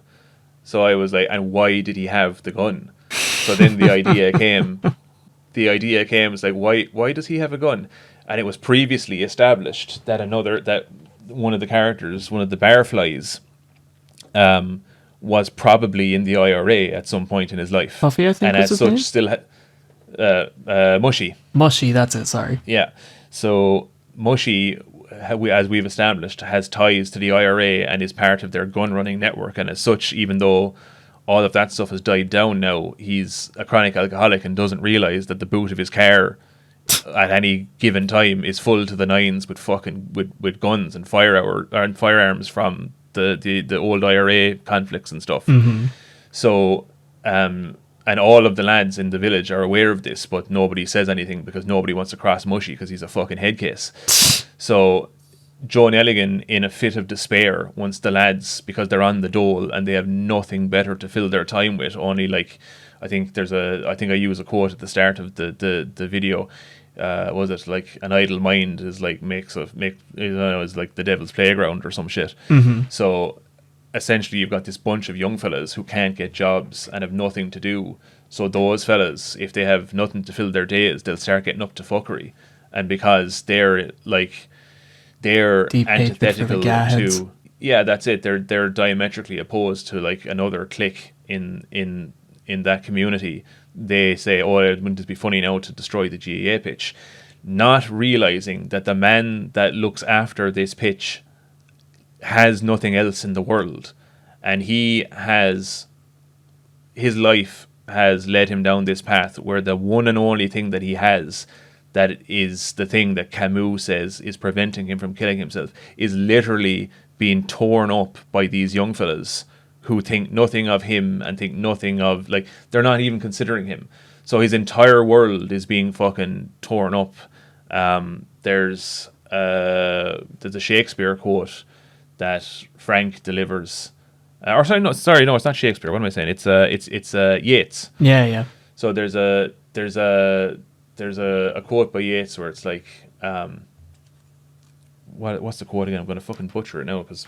Oh, I know the scene that you're while. talking about. Yeah, I think it's like, once you take everything away, you only have my dreams, or something like that. Oh yeah. So he's like, yeah, but I being poor have only my dreams. I have placed them beneath your feet. Tread softly, for you tread on my dreams. That's Frank delivers that because that's it. Yeah, part of Frank's character is he's quite well read and quite learned and quite philosophical. He just so happens to be a fucking chronic alcoholic as well. So, fucking the whole alcoholism and philosophy kind of go hand in hand, to be honest. Yeah, essentially, yeah. If you're going to start questioning the nature of existence, you're probably going to need a drink. But yeah, afterwards, just to deal with the existentialism of it all. Yeah, that's it. Which I think actually like that. I've seen that the transition between the questions have been pretty good so far, but with you mentioning that the gun that what's the character's name again? Sorry, Mushy? Fucking GAA lad. Or Joe Nelligan. Joe Nelligan, that's it. Thank you. I promise I watched the show. Fucking with Nelligan getting the gun, and then you realize like, oh, I could actually make a story behind this. What I wanted to ask you was Dole Days always meant to be deep? Or did it start as just a comedic thing and then it started getting deep? And if that was the case, which video was it that made that transition from lighthearted comedy to a deeper story that dives into philosophy and things like that? So yeah, it's hard to see the wood for the trees with this as well in my creative process because, like I said earlier on, I can't seem to keep things simple. I'm just not able to help myself. There was like the video that I'm currently working on was supposed to be a conversation between Billy and Declan, and there was like it was meant to be like have a double meaning to it and then a punchline at the end, and then that was supposed to be it. But I wasn't able to just leave it alone and to make that. But the conversation then, I was just like, yeah, that conversation has a double meaning, and that serves fine for a joke. But what if it had another fucking layer?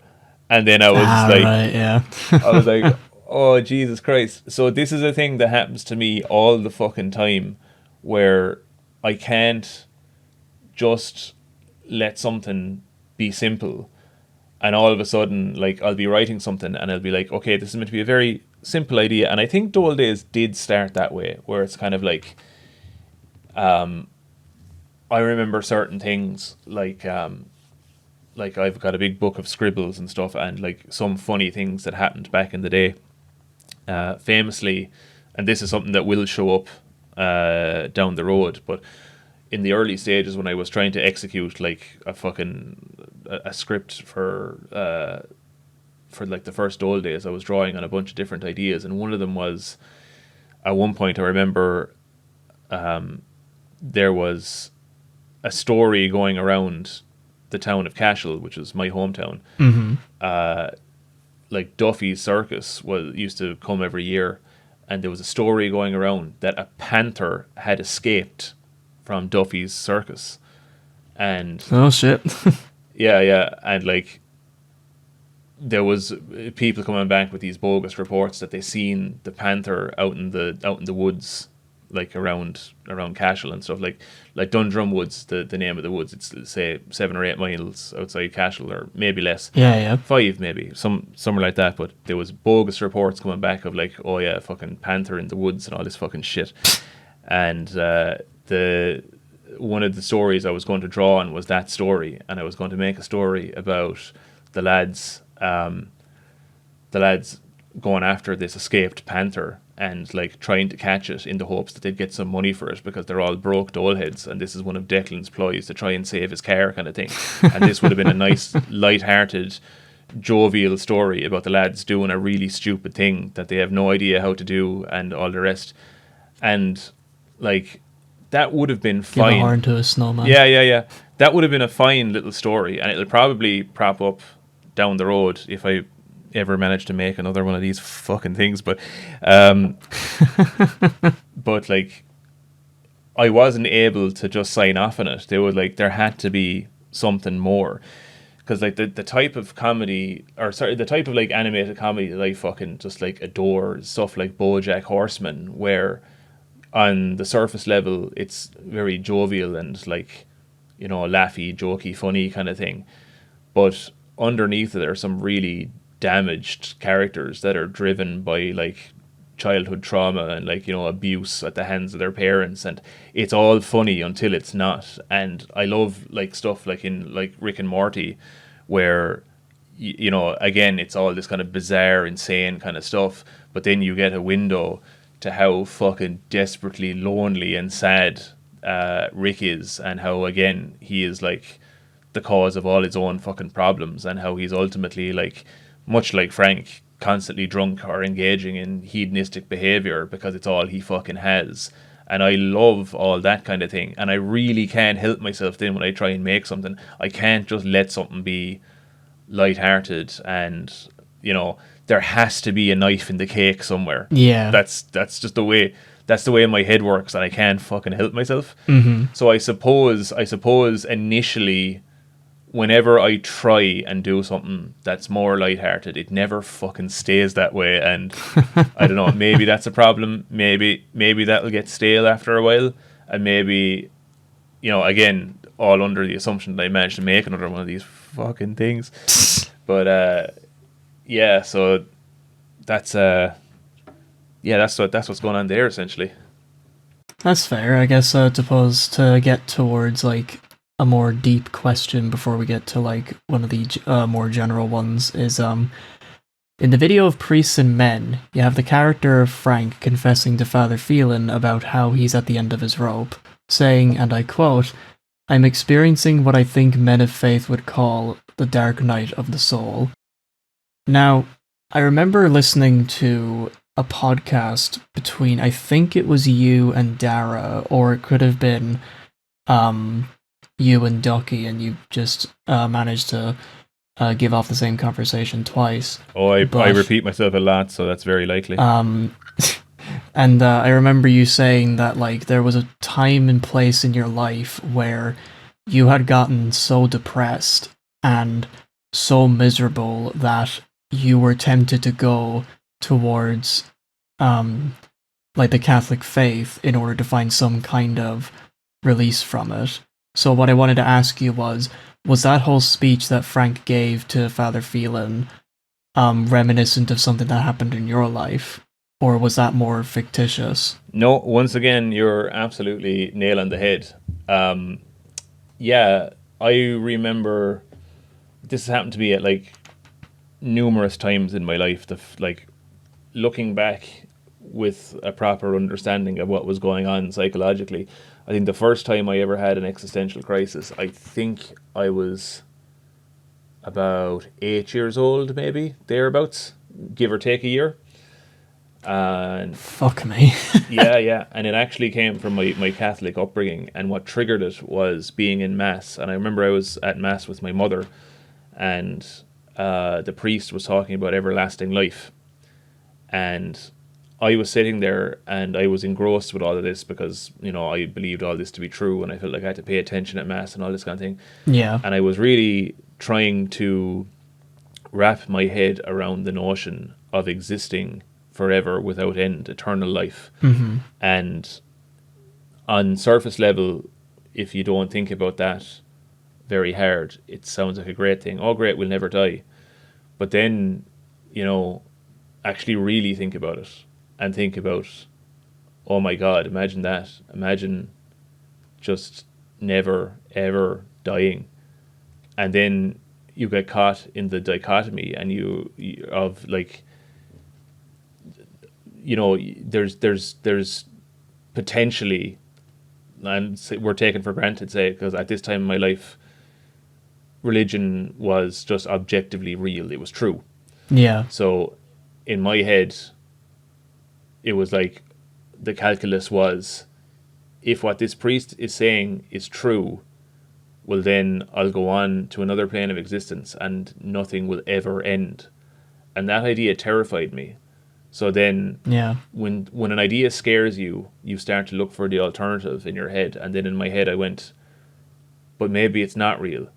And if it's not real, that means if I die, then that's oblivion and I'm gone forever. Mm-hmm. And I was like, oh, sweet Jesus. And next thing, then I realized that no answer was better than the other. Both answers were equally terrifying. Mm-hmm. So there was, whichever was true. If religion was true, well then reality by its very nature was fucking incomprehensibly terrifying. Yeah. And if it wasn't true, it was just as terrifying.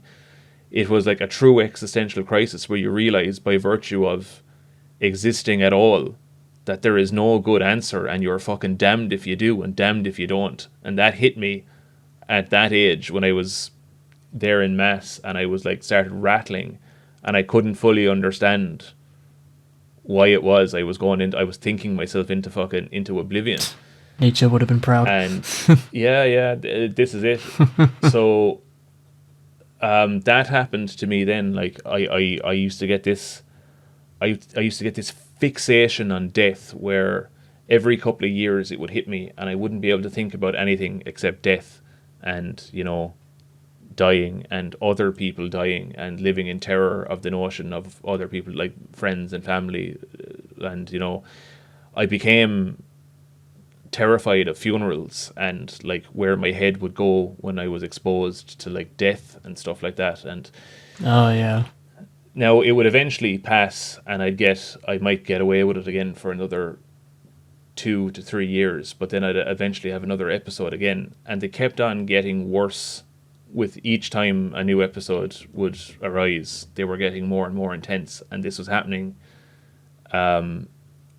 throughout my entire life. Even though when I was in my rational mind, I would say that like I was, for the longest time, I would call myself agnostic, but I think if I'm being honest, I was still acting out the 8-year-old that's in mass going, maybe, maybe not, in my head. Yeah. But if once I can separate myself from that a little bit, I think, fundamentally I don't see any scope for there being an afterlife. And I think fundamentally death is the ultimate end and that's it. Yeah. But, with that comes the terror of fucking oblivion. So, and then you're trying to find... Yeah, what exactly is reaching you on the other side, like... Yeah. So... It's a lovely thought to have at almost 2 a.m. Yeah, this is it. So, as I got older, those episodes got worse and worse. Mm-hmm. And they got so bad that at one point, and this was around the time that the story that I relayed to Dara about that was I got so bad into a state of like existential dread that I actively wanted to be indoctrinated back into a system of belief, even if that system of belief I didn't believe. I wanted to gaslight myself into believing something that would shield me from the terror of knowing that I was fucked if I did and fucked if I didn't. Yeah. I wanted to force myself to believe something. Like I think it was who was it? I think it was Karl Marx referred to religion as the opiate of the masses. Yeah, that was Karl Marx. Yeah. You know, broken clock is right twice a day and everything like that. Yeah. So essentially, fucking, I wanted a good strong injection of that fucking opium to rid me of my pain, basically. And even though rationally I didn't believe in it, I just wanted something to make the thoughts I was having stop, because I was going fucking nuts. Yeah. So I went one day to a church, and I wanted to speak to a priest, and I wanted I wanted that priest to indoctrinate me, basically. I basically wanted to say to that priest, like, I want to find my faith again. I want to go back to the way it was when I was a child, and everything was okay because God was going to make it okay. Even though I didn't rationally believe any of it, I was so fucking desperate that I just wanted something to make what I was thinking stop. And yeah, so that was the conversation. That was the story that I relayed to Dara. So yeah, that was when Frank does that. Frank was basically, that was based on something that was happening to me, and how Frank, when he's at the end of his rope and he's in a fucking fit of absolute desperation, turns to religion To find any kind of like meaning, yeah. to find some comfort, to find some relief. Yeah, that's it, yeah. From the pain. He is then like met with a prophet. Said it's all a lot of bollocks, like. Yeah. He's met.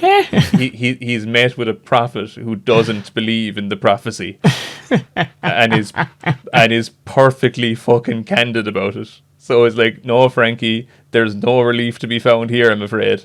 And it's like, huh? Like, fucking, he's just like, can't believe what he's fucking hearing. Like, fucking, hang on now, you're supposed to be delighted to sell me the lie that I want to buy from you. Like, I fucking like So- I found that scene so funny because I was actually, it reminded me of a conversation I once had with my own mother. And one time when she was in a church, and I think it was during a funeral or something, because that's usually the only time where my mum would ever step within 5 feet of a church. I think one of the priests who was giving a sermon, this very fucking ancient priest, probably like a few days away from death, just straight up went in front of the altar and just said, with his full fucking chest, "There's no God, alright? There's no God. All that matters is that you find meaning in all these kinds of things." And my mom just started relaying me this story, and just because she just thought it so fucking hilarious that like a man of that faith who you'd only imagine had been in there since he was like an altar boy would say something like as just wacky as that. And I don't know, that scene just really reminded me of that wee story, which is why I found it so funny. But since we're on the since we're on the subject of this video, I did want to ask this following question. So, in this video, the two priest characters, one an absolute scum of the earth and the other is a paedophile, are voiced by your friend Dara. So, you kind of answered the question before that you approached Dara to voice the characters because you thought that the idea of an atheist voicing Christians would be like an ironic, like has an ironic hilarity to it.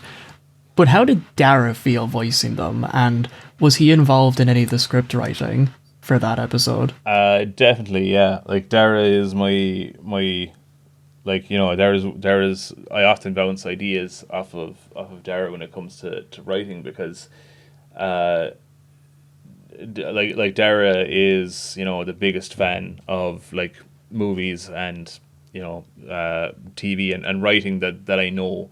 And if anyone like, and just his wealth of knowledge when it comes to stuff like the fucking absolute irrationality of belief structures, like, you know, Christianity and like fucking deities, and just the mental gymnastics that one has to engage in to fucking swallow it. Like, Dara was raised very Catholic, much like myself. Yeah. So he had a similar existential kind of a crisis when, you know, critical thinking kicked in at a certain age, and he started to realize that it was all a big fucking joke, and that the way that we were living was not aligned with reality and rationality at all, and it was all just weapons grade copium that we were trying to use to take the sting out of the fucking indifference of reality and a universe that doesn't give a damn what happens to us, and how it's in all likelihood an absolute accident that we exist at all. Mm-hmm. So yeah, so like there's no better friend to have than, you know, a friend like Dara when you want to bounce ideas off of someone, and especially when the whole thing is rooted in like religiosity. Yeah, if ever I am approaching anything that's vaguely religious in nature, I definitely want Dara's input on it, because like I said, he knows more than anyone that I know anyway when it comes to that kind of stuff. Mm-hmm. So yeah, he was instrumental in like both voicing the characters, and he certainly had his input when it came to the writing and stuff, and he will do in the future once we reprise Price again, assuming that we do reprise it, because like I said, just trying to get these things made is a fucking nightmare for in much like Declan. I'm my own worst enemy when it comes to this shit, and you know, I don't know how to escape the cage of my own design when it comes to the creative fucking traps I find myself in. But yeah, yeah, like I would definitely draw on Dara's knowledge when it comes to matters of religiosity and stuff like that, as well as that Dara fundamentally understands characters and writing. Yeah. So yeah, just he's the ideal man for the job. And I could only assume that he was like more than happy to voice these characters, and like he also saw like the ironic comedy in an atheist voicing a Christian. Oh, absolutely. And you know, fundamentally, Dara is just such a good sport. Like, Yeah. yeah, I used to have all kinds of wacky creative ideas and stuff, and I knew if I got on to Dara would be like, you know, give him an hour, he'd come over and he'd be more than willing. Yeah, let's go shoot something, let's go do something, let's try write something. We used to be up at all hours of the morning together, like just coming up with stupid ideas together for all kinds of like little nonsense kind of things, and like he's got such a passion for all this kind of stuff. Like, unfortunately, the way things worked out was that Dara moved to the UK because like you couldn't get a job here in his profession teaching. Like, Yeah, he teaching said. jobs were Yeah, he said that it was like one of the things that was preventing him from getting a job in Ireland was that he fundamentally refused to quote him, bring children to the Lord. So whenever he was interviewed about that, he would always go, "Nope, not doing that," and eventually went to England to find work. That's what I understand yeah. about his situation. I'm sure there's like way more stuff that happened behind the scenes, which is like, you know, absolutely none of my business. I'm just going off of what I heard Dara talk about whenever he brought up this subject. Yeah, all that kind of thing. Like in Ireland, I think it is still the case that a lot of the schools are still interlinked with the church, insofar as, I don't know, are they funded by the church or there's some tie that still exists anyway, between the education system and the Catholic Church in this country, and they're both kind of, It's like a symbiotic connection. yeah. Even though, like, you know, there's supposed to be separation of church and state, even they still have their hooks in things in this country. And I remember Dara saying that, all right, you know, I'm sure there's more to it, but again, I mean, I won't speak for the man, but that is certainly, Dara is certainly a man of principle as well, and that would have been a big factor. But what was it? Better to live by your principles than to die by betraying them. Yeah, fucking absolutely. And he is nothing if not a man of integrity. So, and one sound bastard. Yeah. But I'm looking forward to reprising the character of Father Price, because like I've written some fucking scenarios that I would love to put pen to paper on fairly soon. Mm-hmm. Thankfully, I finally haven't. There's an end in sight for the video that I'm working on, and That's good. once that one's out of the way, then we're back in Father Price territory, and yeah, I'm looking forward to hopefully getting something made. But like I said, I acknowledge that I'm such a fucking disaster. Who who knows if and when that'll ever see the fucking light of day? But look, I'm gonna try. That's good. So, before we get to like more supposedly like rapid fire questions, I did want to briefly touch upon the concept of Declan for a wee bit. So, at the end of Dole Days 3, we have this whole sort of finale with Declan where he manages to finally put John Paul in his face after like he literally punches him. He burns away the photo of Nelligan and like keeps it and like throws it on his grave. And when he meets up with his friends again, he goes on a whole spiel basically going, you know, the whole nature of life is that, we just kind of gotta appreciate what we got already. And he references Billy replacing Benny with another rat pretty quickly after Benny died. And he says something along the lines of like, that's just how life, that's how we kind of we just get over it. And like obviously the episode ends with them giving one last homage to Nelligan by destroying his pitch one last time, and instead of just the typical penis that has tits now, because to show off development and progressivism ? Yeah. But the question I wanted to ask you, given that a lot of Dole Days is on one side very fictitious and on the other side like deeply personal, was Declan's entire speech sort of a way of expressing your own hardships and acceptances when you were around his age? Yeah, around his age and now, Yeah. even I think it's kind of a constant when you get to a certain point in life. I believe in terms of like literature and stuff, it's what would be referred to as the death of innocence, where you are no longer ignorant to the fundamental nature of what's going on and the competitive nature of reality. And Declan's observation is when he says to Billy that, what happened when your rat died, you got a new one. So you ultimately replaced this thing that you loved, this creature that was alive and that you cared for.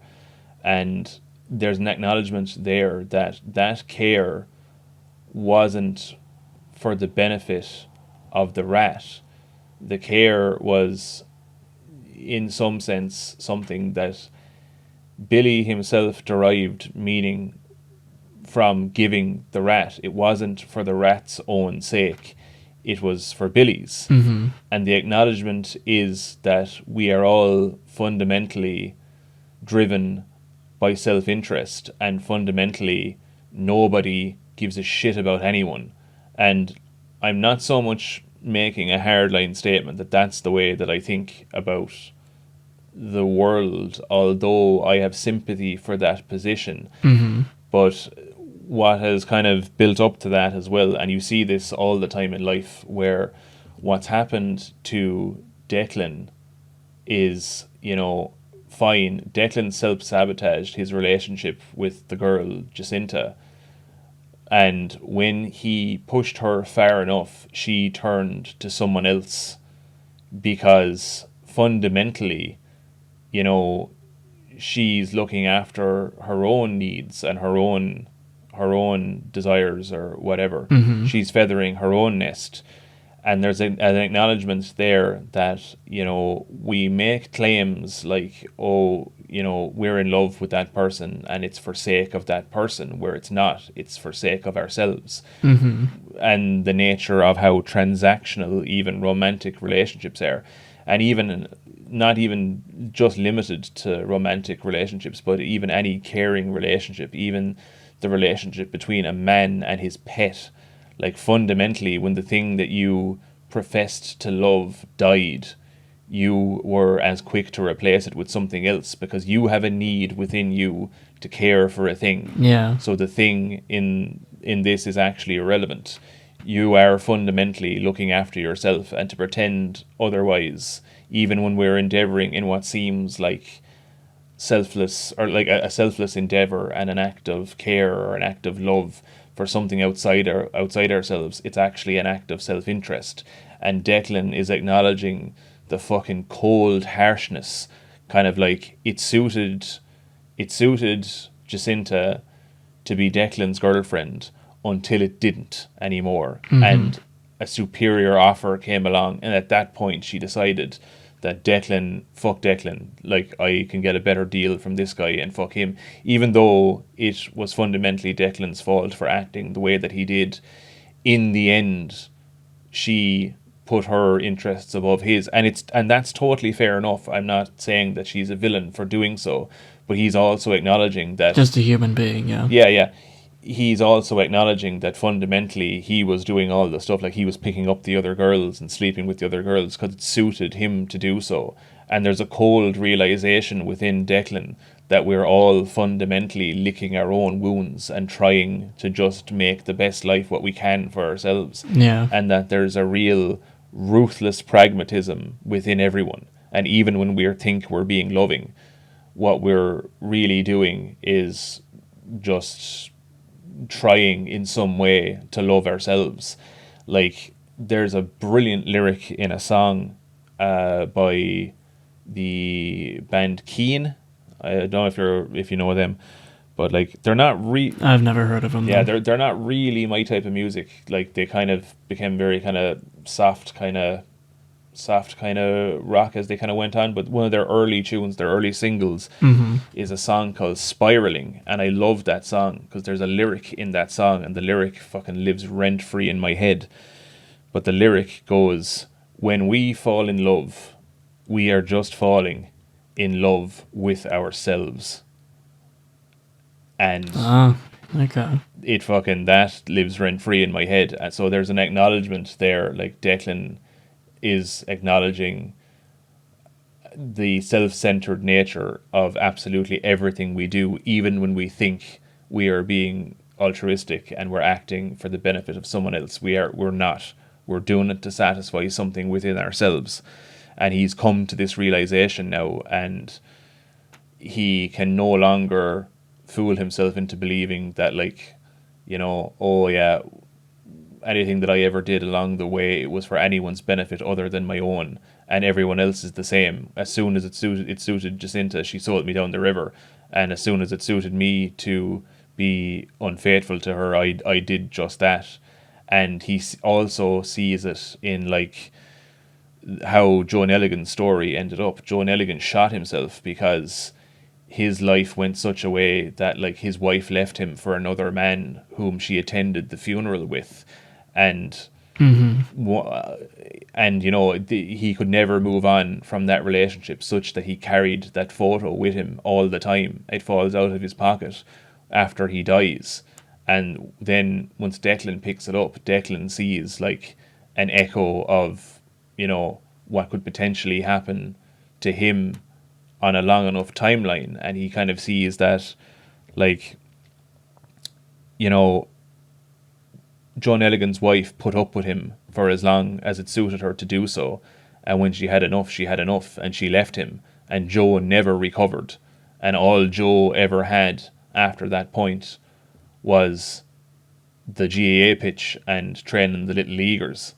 So, he sees that fundamentally people are just out for themselves, and sometimes someone can leave you and you mightn't ever recover from it. And he's just being brought face to face with the ruthless pragmatism that is at the heart of every single connection that we can have, that people will stick around for as long as it suits them and no longer than that. And in that, he's come to realize that, this is just the game that we're playing, and I had better make my fucking peace with it. So when him and the lads got into the car and started like messing up the pitch and things. How do you like interpret that scene yourself? Like, what was the message that you were trying to give with that? Because I kind of like when I watched that scene, I thought it was like a way for Declan to, now that he's like accept the hardships and acceptance of everything, he's sort of not like reveling in the chaos, mind you, but it was like there was definitely something that could potentially push him forward. Like maybe that doing this small thing for I keep forgetting the man's name, I'm so sorry. Joe Nelligan. Nelligan, thank you. Like doing this small thing for Nelligan could potentially help him deal with his own issues in this like kind of comedic way. Yeah.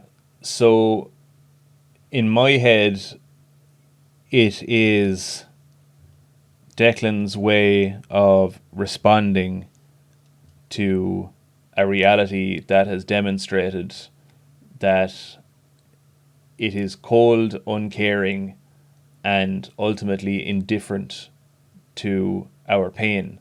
And in the same way that at the end of Joe's life, the only thing that he had was that fucking pitch, how ultimately meaningless all that was. And it's Declan's way of affirming that, like, you know, that didn't matter either, and your life didn't matter either. And, you know, I'm going to lean into that by marking your passing with, you know, one last desecration of everything that you stood for, because that's the game that we're playing. Life is brutal, and I had better get with the fucking program, otherwise I too will be destroyed by it. Yeah. In a sense, like, it's kind of it's kind of, and it's kind of in a strange way. It's like there's a beautiful bit in Watchmen where they acknowledge when the comedian dies. Obviously, the comedian, to anyone who knew him, he was like a horrible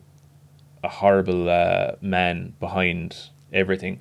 He saw the ruthless nature of human nature, and he chose to become a parody of it, and that was his entire stick as the comedian. Yeah. But along the road in his career as a superhero, one of the villains that he battled with over the years comes to his funeral and leaves roses at his grave. And the whole thing is like, these men, despite the fact that they were these villainous characters and Better rivals, yeah. bitter rivals, and the comedian was a satire of the darker aspects of human nature, and the villain Malik was, like, just by definition a bad person. So they were incredibly isolated, and even though they were diametrically opposed in the whole hero-villain type thing, they did this dance for as long as they did, and as such they were the closest thing that either one had to a friend. And there's a line that's narrated over the thing, and it's like, is this how it ends for us? You know, just kind of, you know, alone, kind of dead or whatever. It's like, and next thing, speaking about that thing, it's like, only our enemies leave roses. And that to me just like made all the hairs on my arms stand up, and I was just like, oh Jesus Christ. In the end, in the end, even like, despite the fact they weren't friends, they were kind of all each other had, and their conflict gave each other some kind of meaning. Like, the villain Malik doesn't really have anyone else either.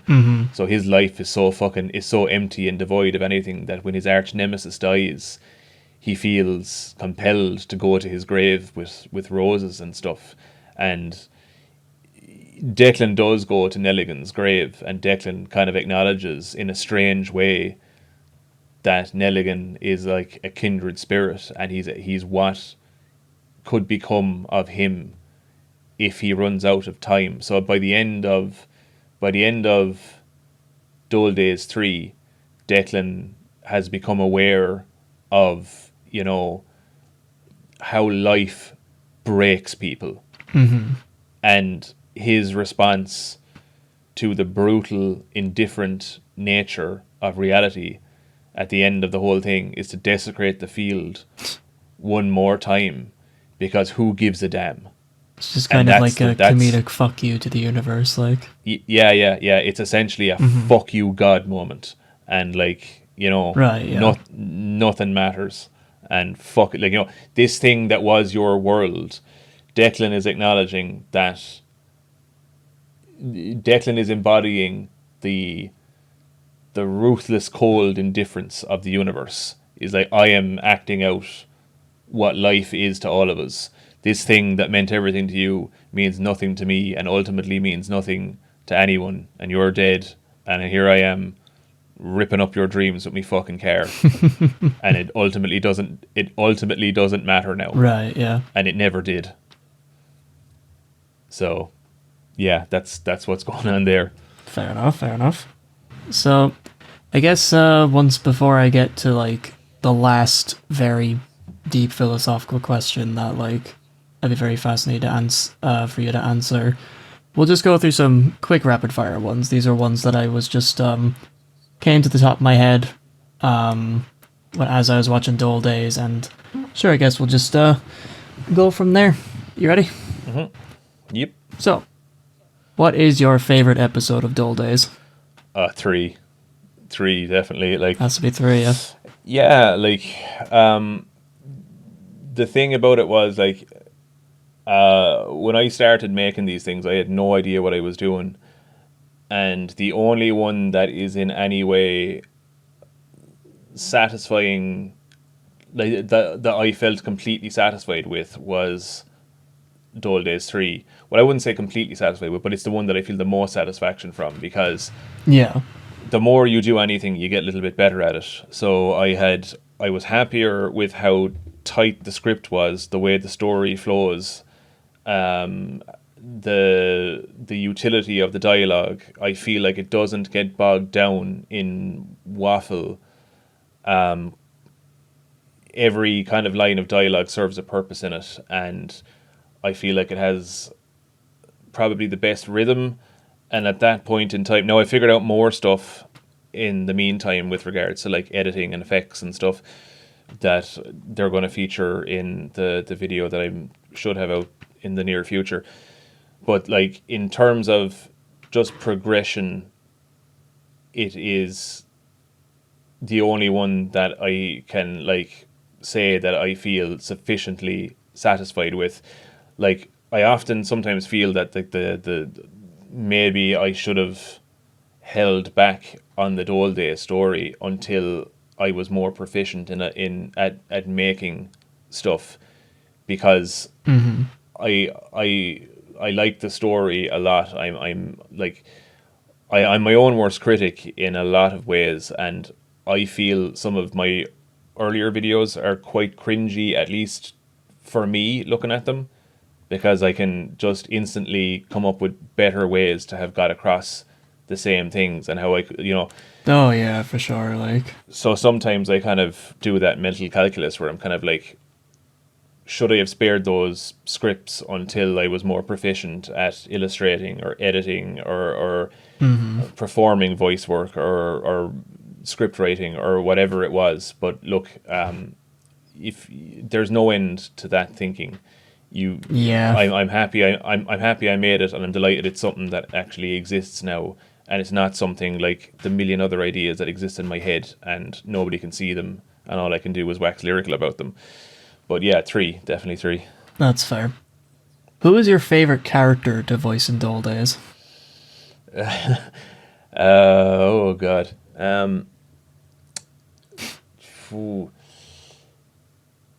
So Declan his voice isn't that different to my own. I don't have very much range with my voice at all.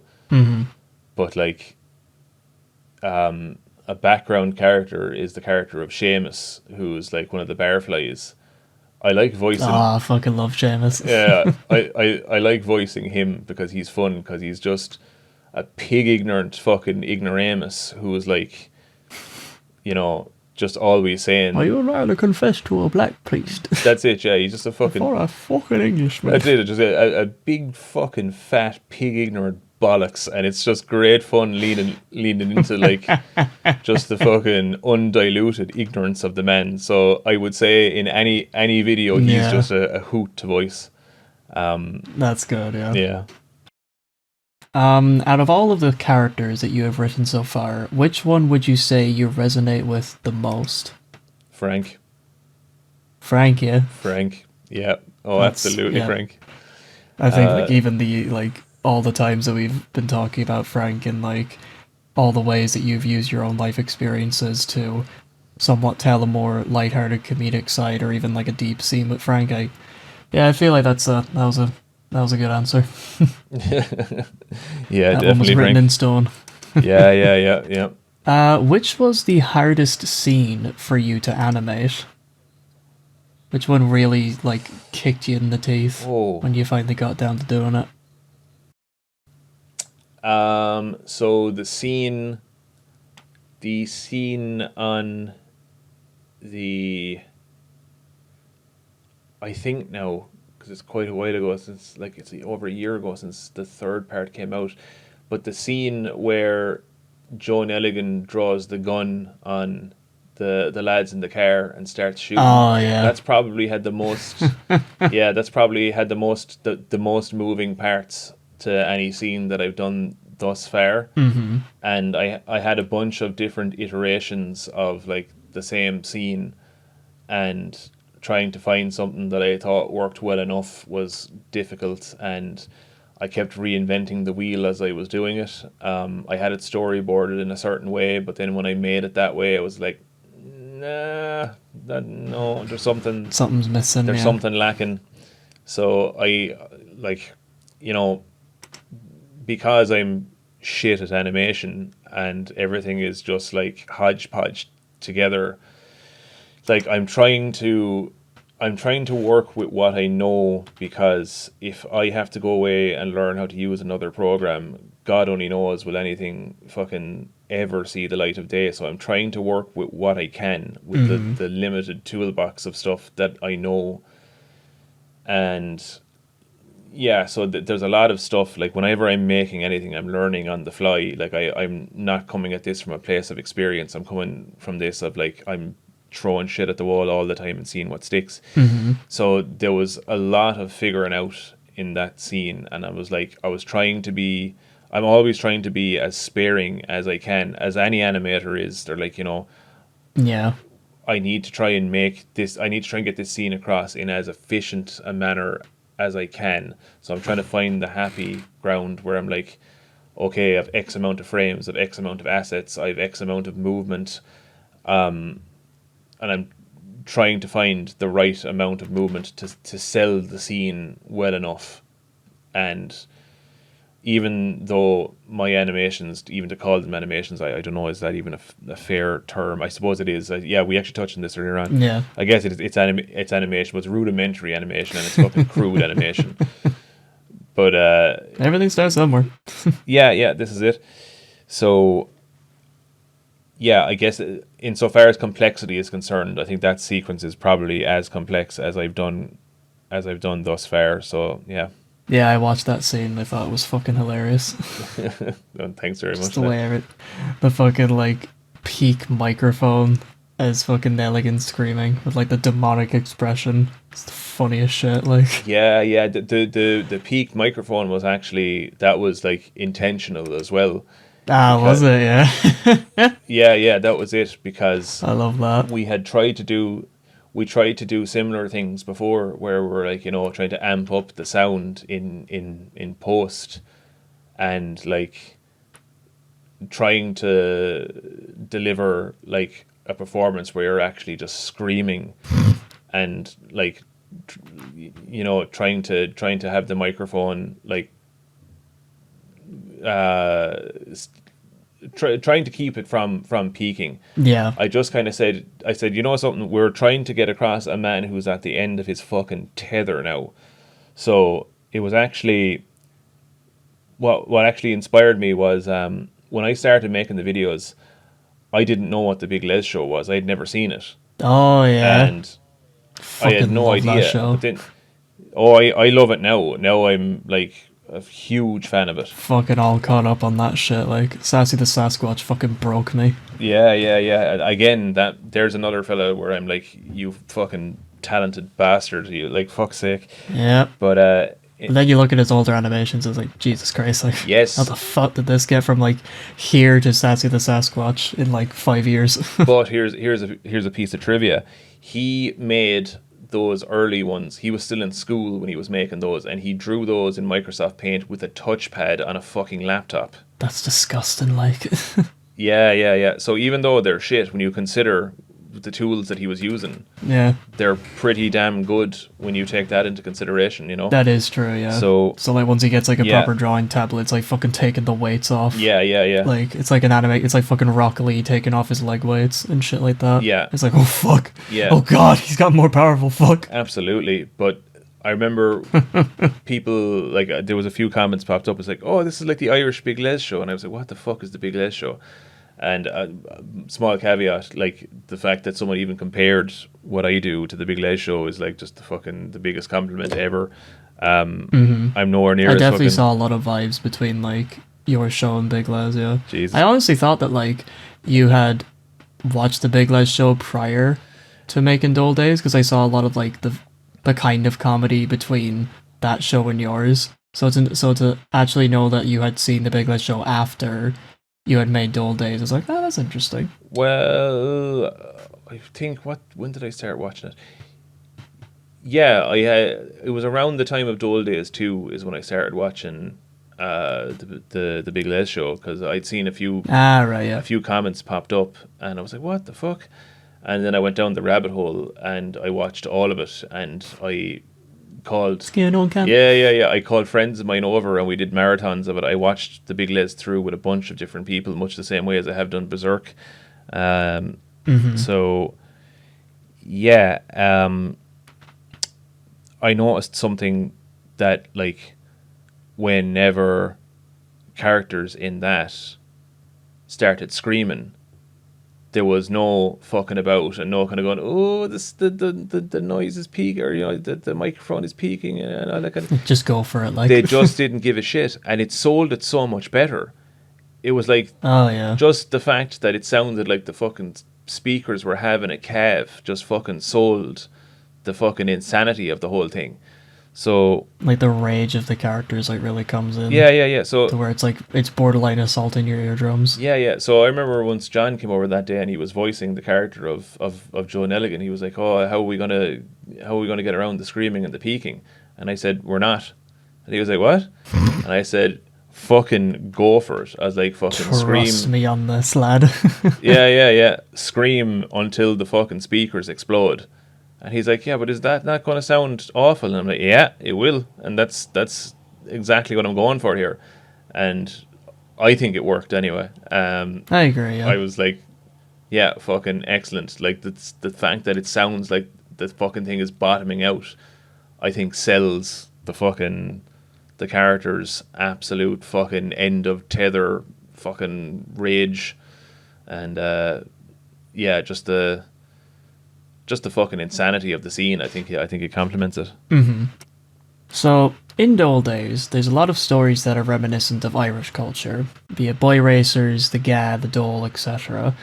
So, did you write these stories to try and shed light on Irish culture, or were you just taking events from your own life when you were writing down your plots?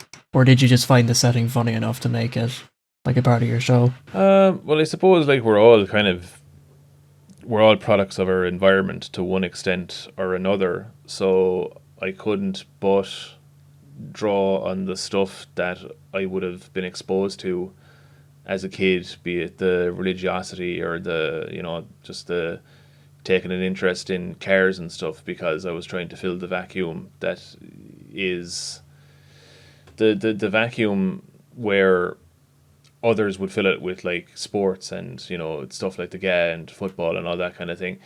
So I kind of drew from what I had seen insofar as there's a degree of reality to all of it, and even some of the characters have like an amalgamation of characteristics of people I know and people I went to school with. So there is a degree of reality to it. Like the stories are they're fictitious stories, but they all have some element of truth to them. There's approximations of things that actually happened, and then those kind of things are, you know, I try and kind of distill all that kind of stuff into like a story with a structure, and like I try, there's a writing principle that I try and adhere to where I like to imagine every character's wound. Like, what's the thing that is driving their struggle? Characters are compelling because they struggle. It's a kind of it's a thing that say I think again before the podcast actually started, I think we were talking about Star Wars and how shit the newer Star Wars movies have become. Yeah, it was before that. Yeah, a huge problem in the sequel trilogy is the protagonist, the character of Rey. The character has no struggle because the character comes out the gate as being like the best, most capable, most smartest person who everything just works out for, and as a result the character just isn't compelling. And like sometimes It's like the plot kind of just revolves around her, really. yeah, kind of thing. Like I believe the term used is a Mary Sue, where things things just work out for this character no matter what, and it renders the character unrelatable. Characters are relatable because of their struggles. Say just you know, as that's why we all love Guts.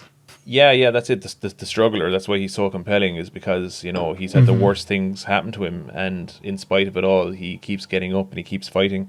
It's like that line in Batman Begins where it's like, "Why do we fall, Bruce? So we can learn to pick ourselves back up." That's a compelling and interesting story.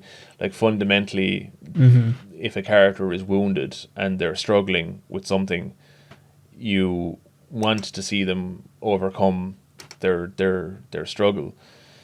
So yeah, I try and kind of write with that in mind, like, because, you know, like, life is such that everyone has a struggle, everyone has a cross to carry, and I try and figure that out about a character when I'm trying to develop them. Like, what's their struggle? What's the thing that they're fucking grappling with? What's the thing that's driving their behavior? Be it Frank's alcoholism or, you know, Declan's smoking weed all the time.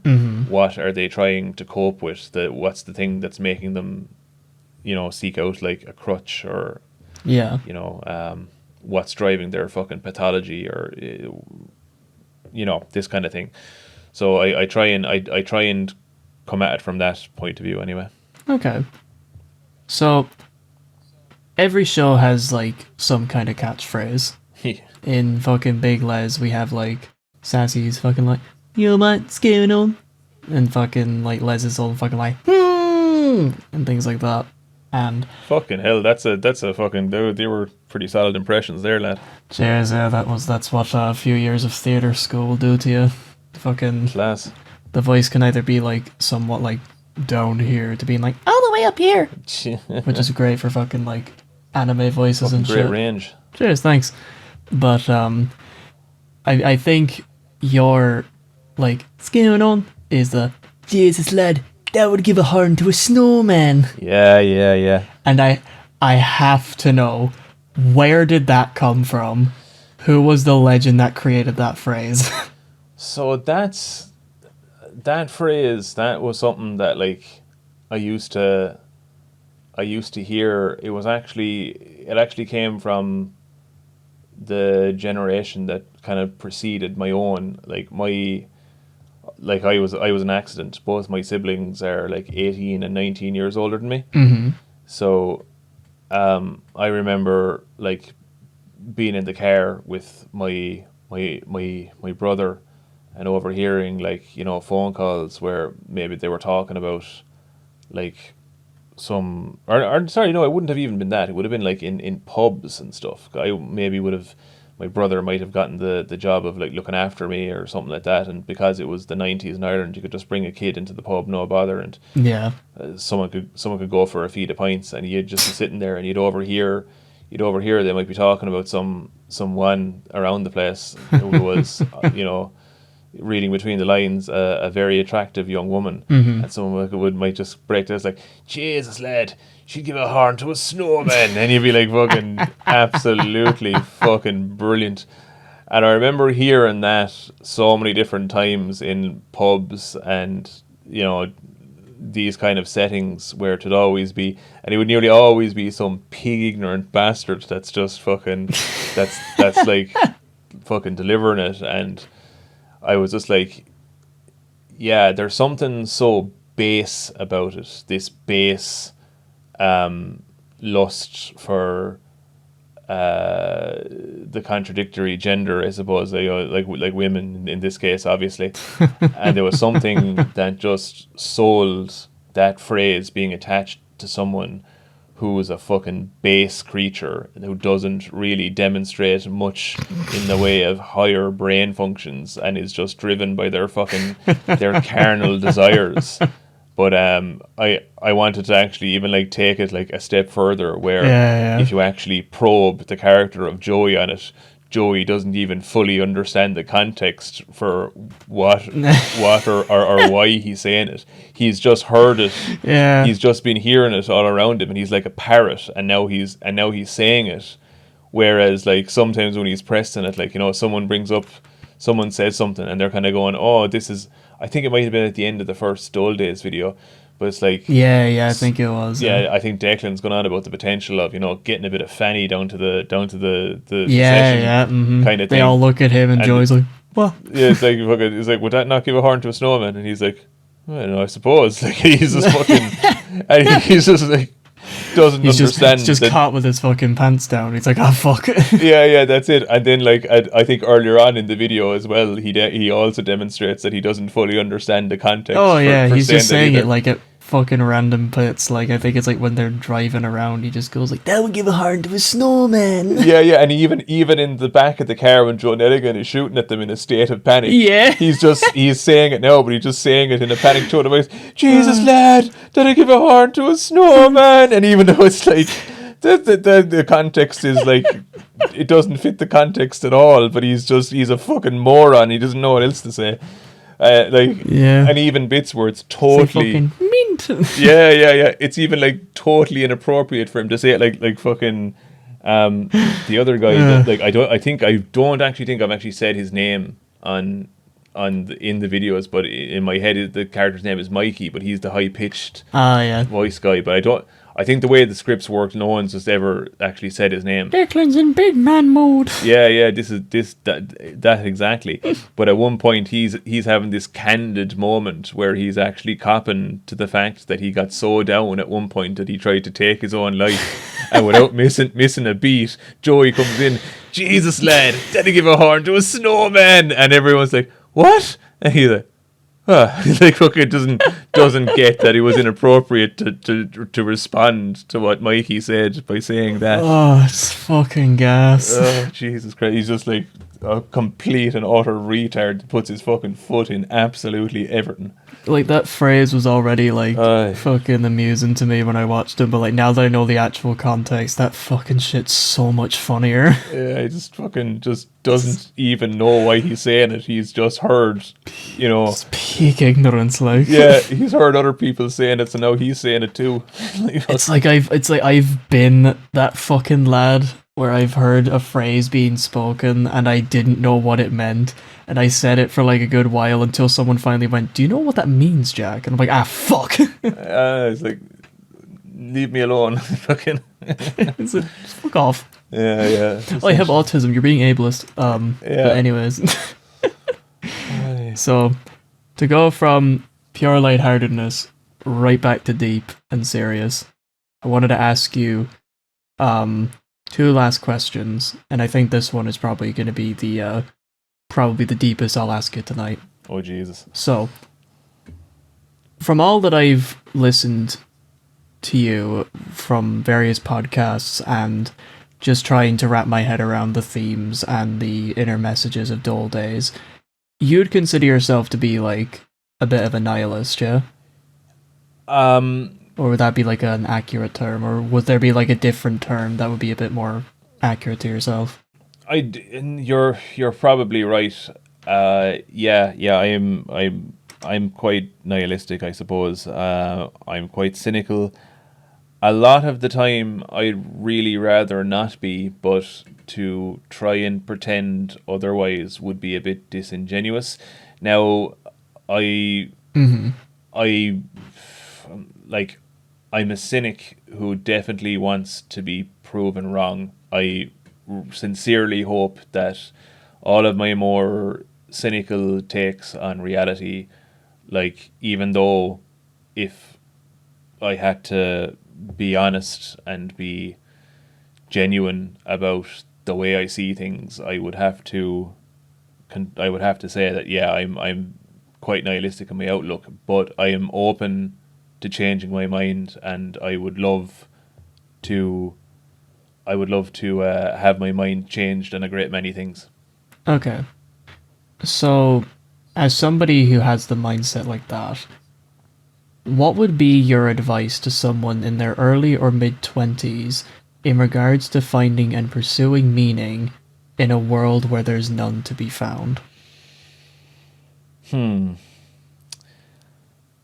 So I have an answer, and it's the most genuine answer that I can give, but it's also a bit of a cop out Mm-hmm. because it's been referenced numerous times, but I don't think anyone has said it better in so far as philosophical quotes are concerned. It comes back to Albert Camus. The meaning of life is whatever you can do to prevent yourself from killing yourself, basically.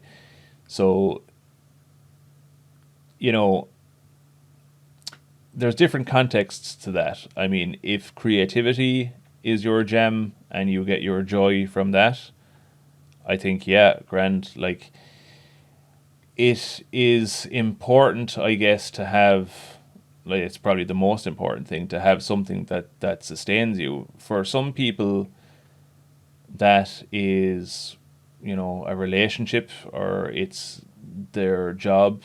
It's like, I don't know, some people are of a really kind of a charitable disposition, and they want to kind of, help people and stuff, and they drive meaning through that. Other people, might work with animals and stuff. Other people then chase the almighty dollar, and they are quite materialistic and stuff. Mm-hmm. But a lot of people might look at that and kind of look at that as being shallow or something, and I suppose it is. But I guess, like, I remember at one point there when I was working for a company that was paying me a great deal of money. And it was a kind of a Faustian bargain, because it was a 23-month contract, but during that time I was earning quite a lot of money, Yeah. and for those 2 years I was sufficiently distracted by earning like a shitload of money, and I got to do a lot of things that I couldn't do before. Mm-hmm. And money can be fucking great fun, and it can make your life an awful lot easier. Yeah.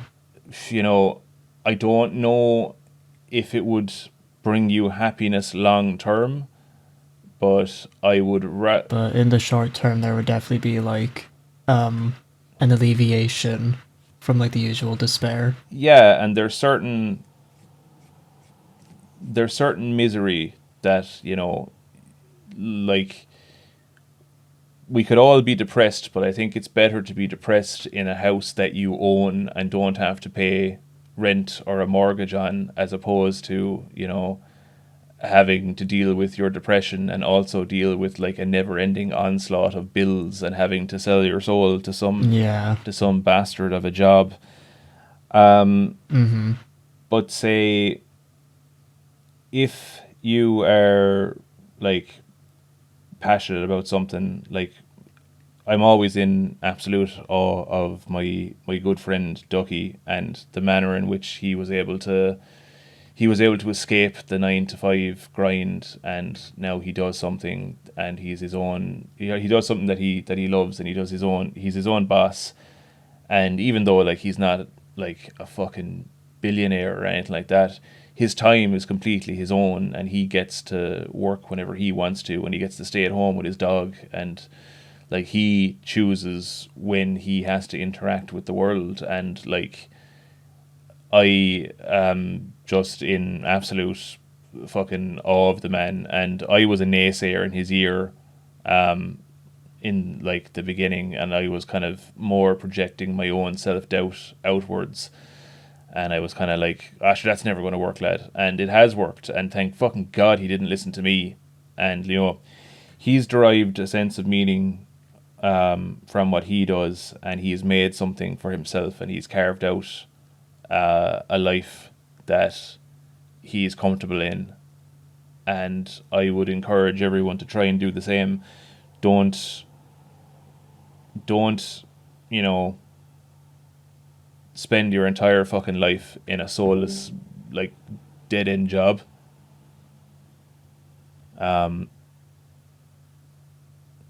Did the call just drop there?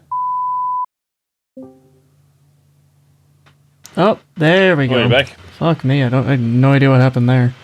Jesus Christ. Yeah, that happens.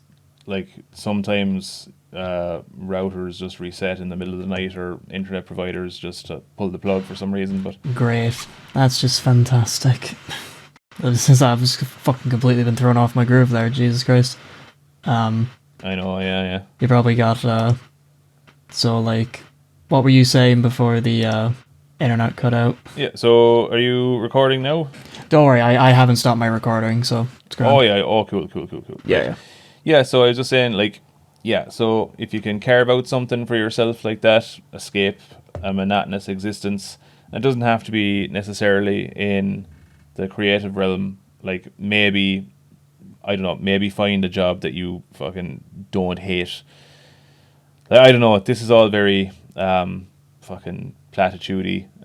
It's very hard to give actionable advice, given the fact that, like, you know, here's me working a job that, okay, I don't necessarily hate it and it pays the bills and stuff, but I'd rather be doing what Ducky did. But if you're of a mind, say creatively, that you have ideas, just make them, let them be shit.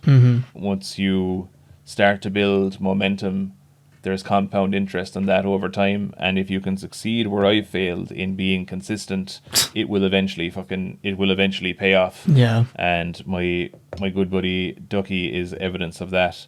So don't be afraid to back yourself, and don't be afraid to be shit starting out, because everyone is always shit starting out. Oh yeah. Embrace it. Just embrace the cringe. And you know, I should really take my own advice on this, because I get terrible paralysis through self-analysis, and I think about all this too much, like it actually fucking matters. What was like that one famous meme that like came out, I think it was around the 2020s, where it was like, don't kill the part, it's like, don't kill your cringe part, kill the part of you that cringes. Yeah. Fucking absolutely. It's fairly solid advice, to be honest. Like, totally. I'm sure it started me on my whole spiel of creating my own webcomic, like, both as a way to actually like prove myself as a writer, but also to just give myself something that I can strive to if I ever want to like pitch it to a comic company. But like, yeah, I have the same feeling as you, as when I look back at my first few chapters, I'm like, God, this art is shit. Yeah. I can do so much better now. And then the temptation to go back and redraw everything is always there, and it's like, don't. If you do that, you're just going to want to do that with the rest of the chapters. Don't even bother. That's the thing. If you start pulling on that fucking thread, it's not going to be long until, it all fucking unravels. It's just going to repeat itself in an endless cycle. It's like, come on, let's get my character's character arc to somewhat of a finality, at least by the time I'm 50, like. Yeah, this is it. I suppose, look, like, perfect is the enemy of good, so... Yep. Fucking let things be shit, make the things, iterate, just fucking back yourself and don't be one bit fucking worried about what anyone else thinks, because odds are no one's thinking about anything you're doing, they're thinking about themselves. Mm-hmm. So, embrace the fucking cringe. I'd say that's a very, very good answer to that whole, like, that question of pursuing meaning. So, I think this interview has been pretty fantastic so far, and as a way to... I guess cap everything off and also bring back a familiar topic on the topic of Berserk, because we talked about that for a wee while at the start. I do have to answer the one question that every Berserk fan has to answer, because I feel that depending on how you answer this question, it determines the kind of person that you are. So tell me, PJ, did Griffith do nothing wrong? I've had friends who have fought me on this, and I have never seen them the same way again. Yeah, so Griffith did everything wrong, but it's understandable to a point. And I think... Yes, that I agree with. Yeah, I think it comes back to what we were talking about earlier on, when fundamentally, when you get down to brass tacks, it comes down to how people are driven by self-interest. Mm-hmm. And even though, like, on paper, he betrayed his best friend and all of the people who fought for him and believed in his dream and all this kind of thing, and when it suited him to do so, he sacrificed them all to achieve his goal. Yeah, Valconia, yeah. Yeah. In the broader context of what's going on, if you were to put yourself in Griffith's position, it wasn't a case of you can either do this and just walk away and maintain the status quo.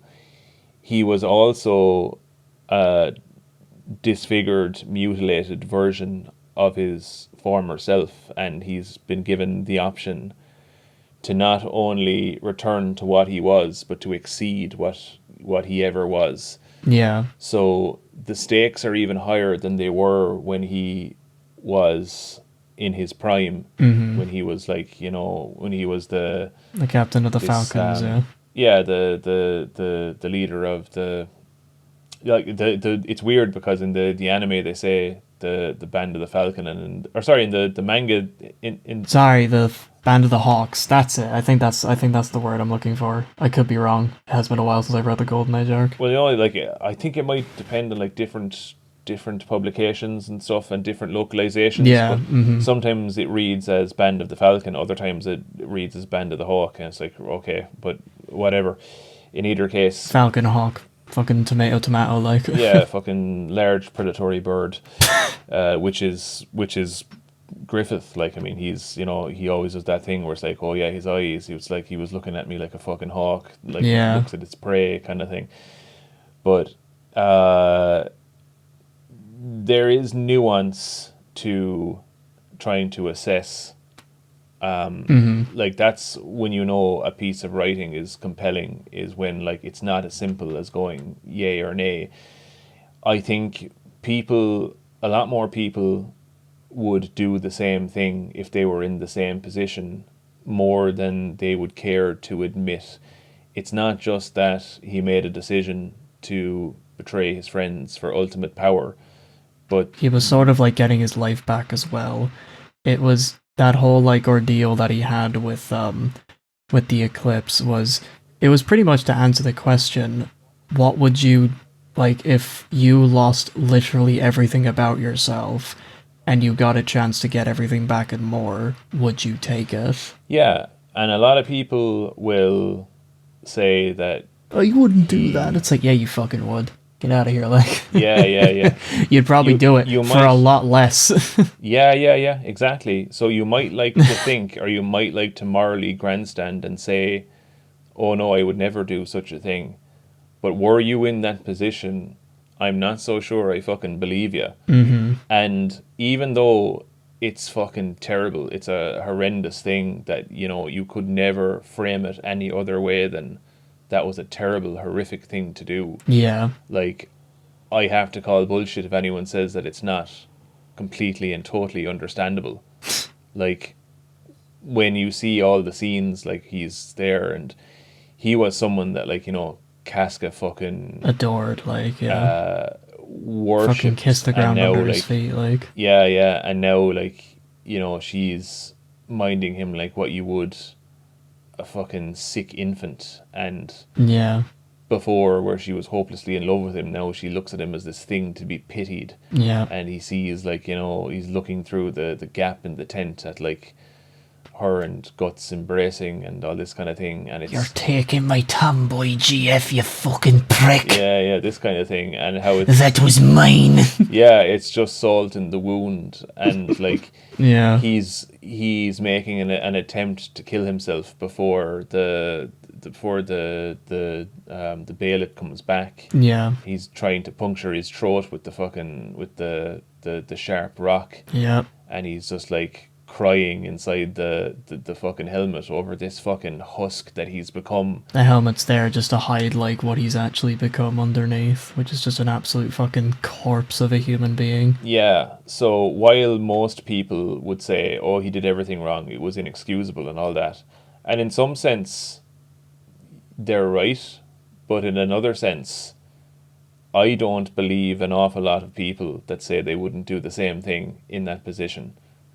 Once your worst nightmare has manifested itself, mm-hmm. and you're given a get out of jail free card, if people at very least would surely have to concede that even if they are completely and totally morally opposed to what Griffith did, you can't say that it is not understandable. Yeah.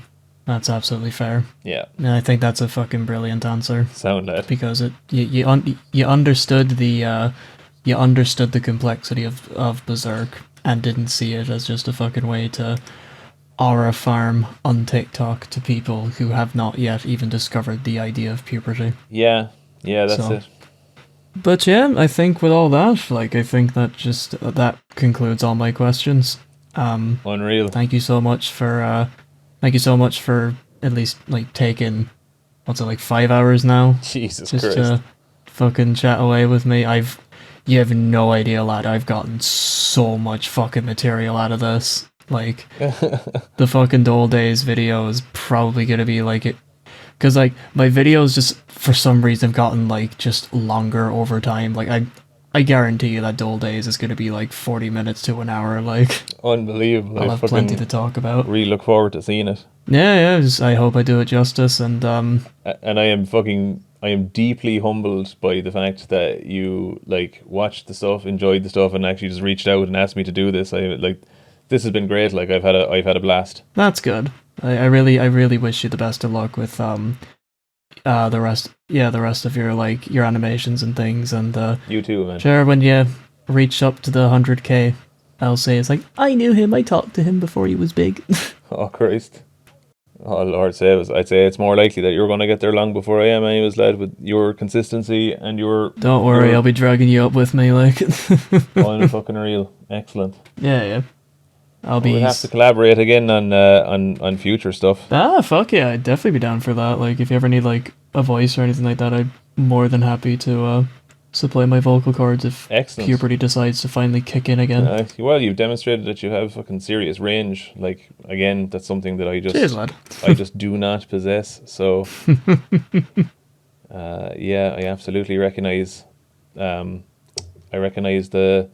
Yeah, I recognize. There's a great many characters I could imagine you filling the role of, but like, making the fucking thing now is just once I get over this hump of the video that I'm currently working on, I should have a clean run. In theory. Yeah, I completely get that.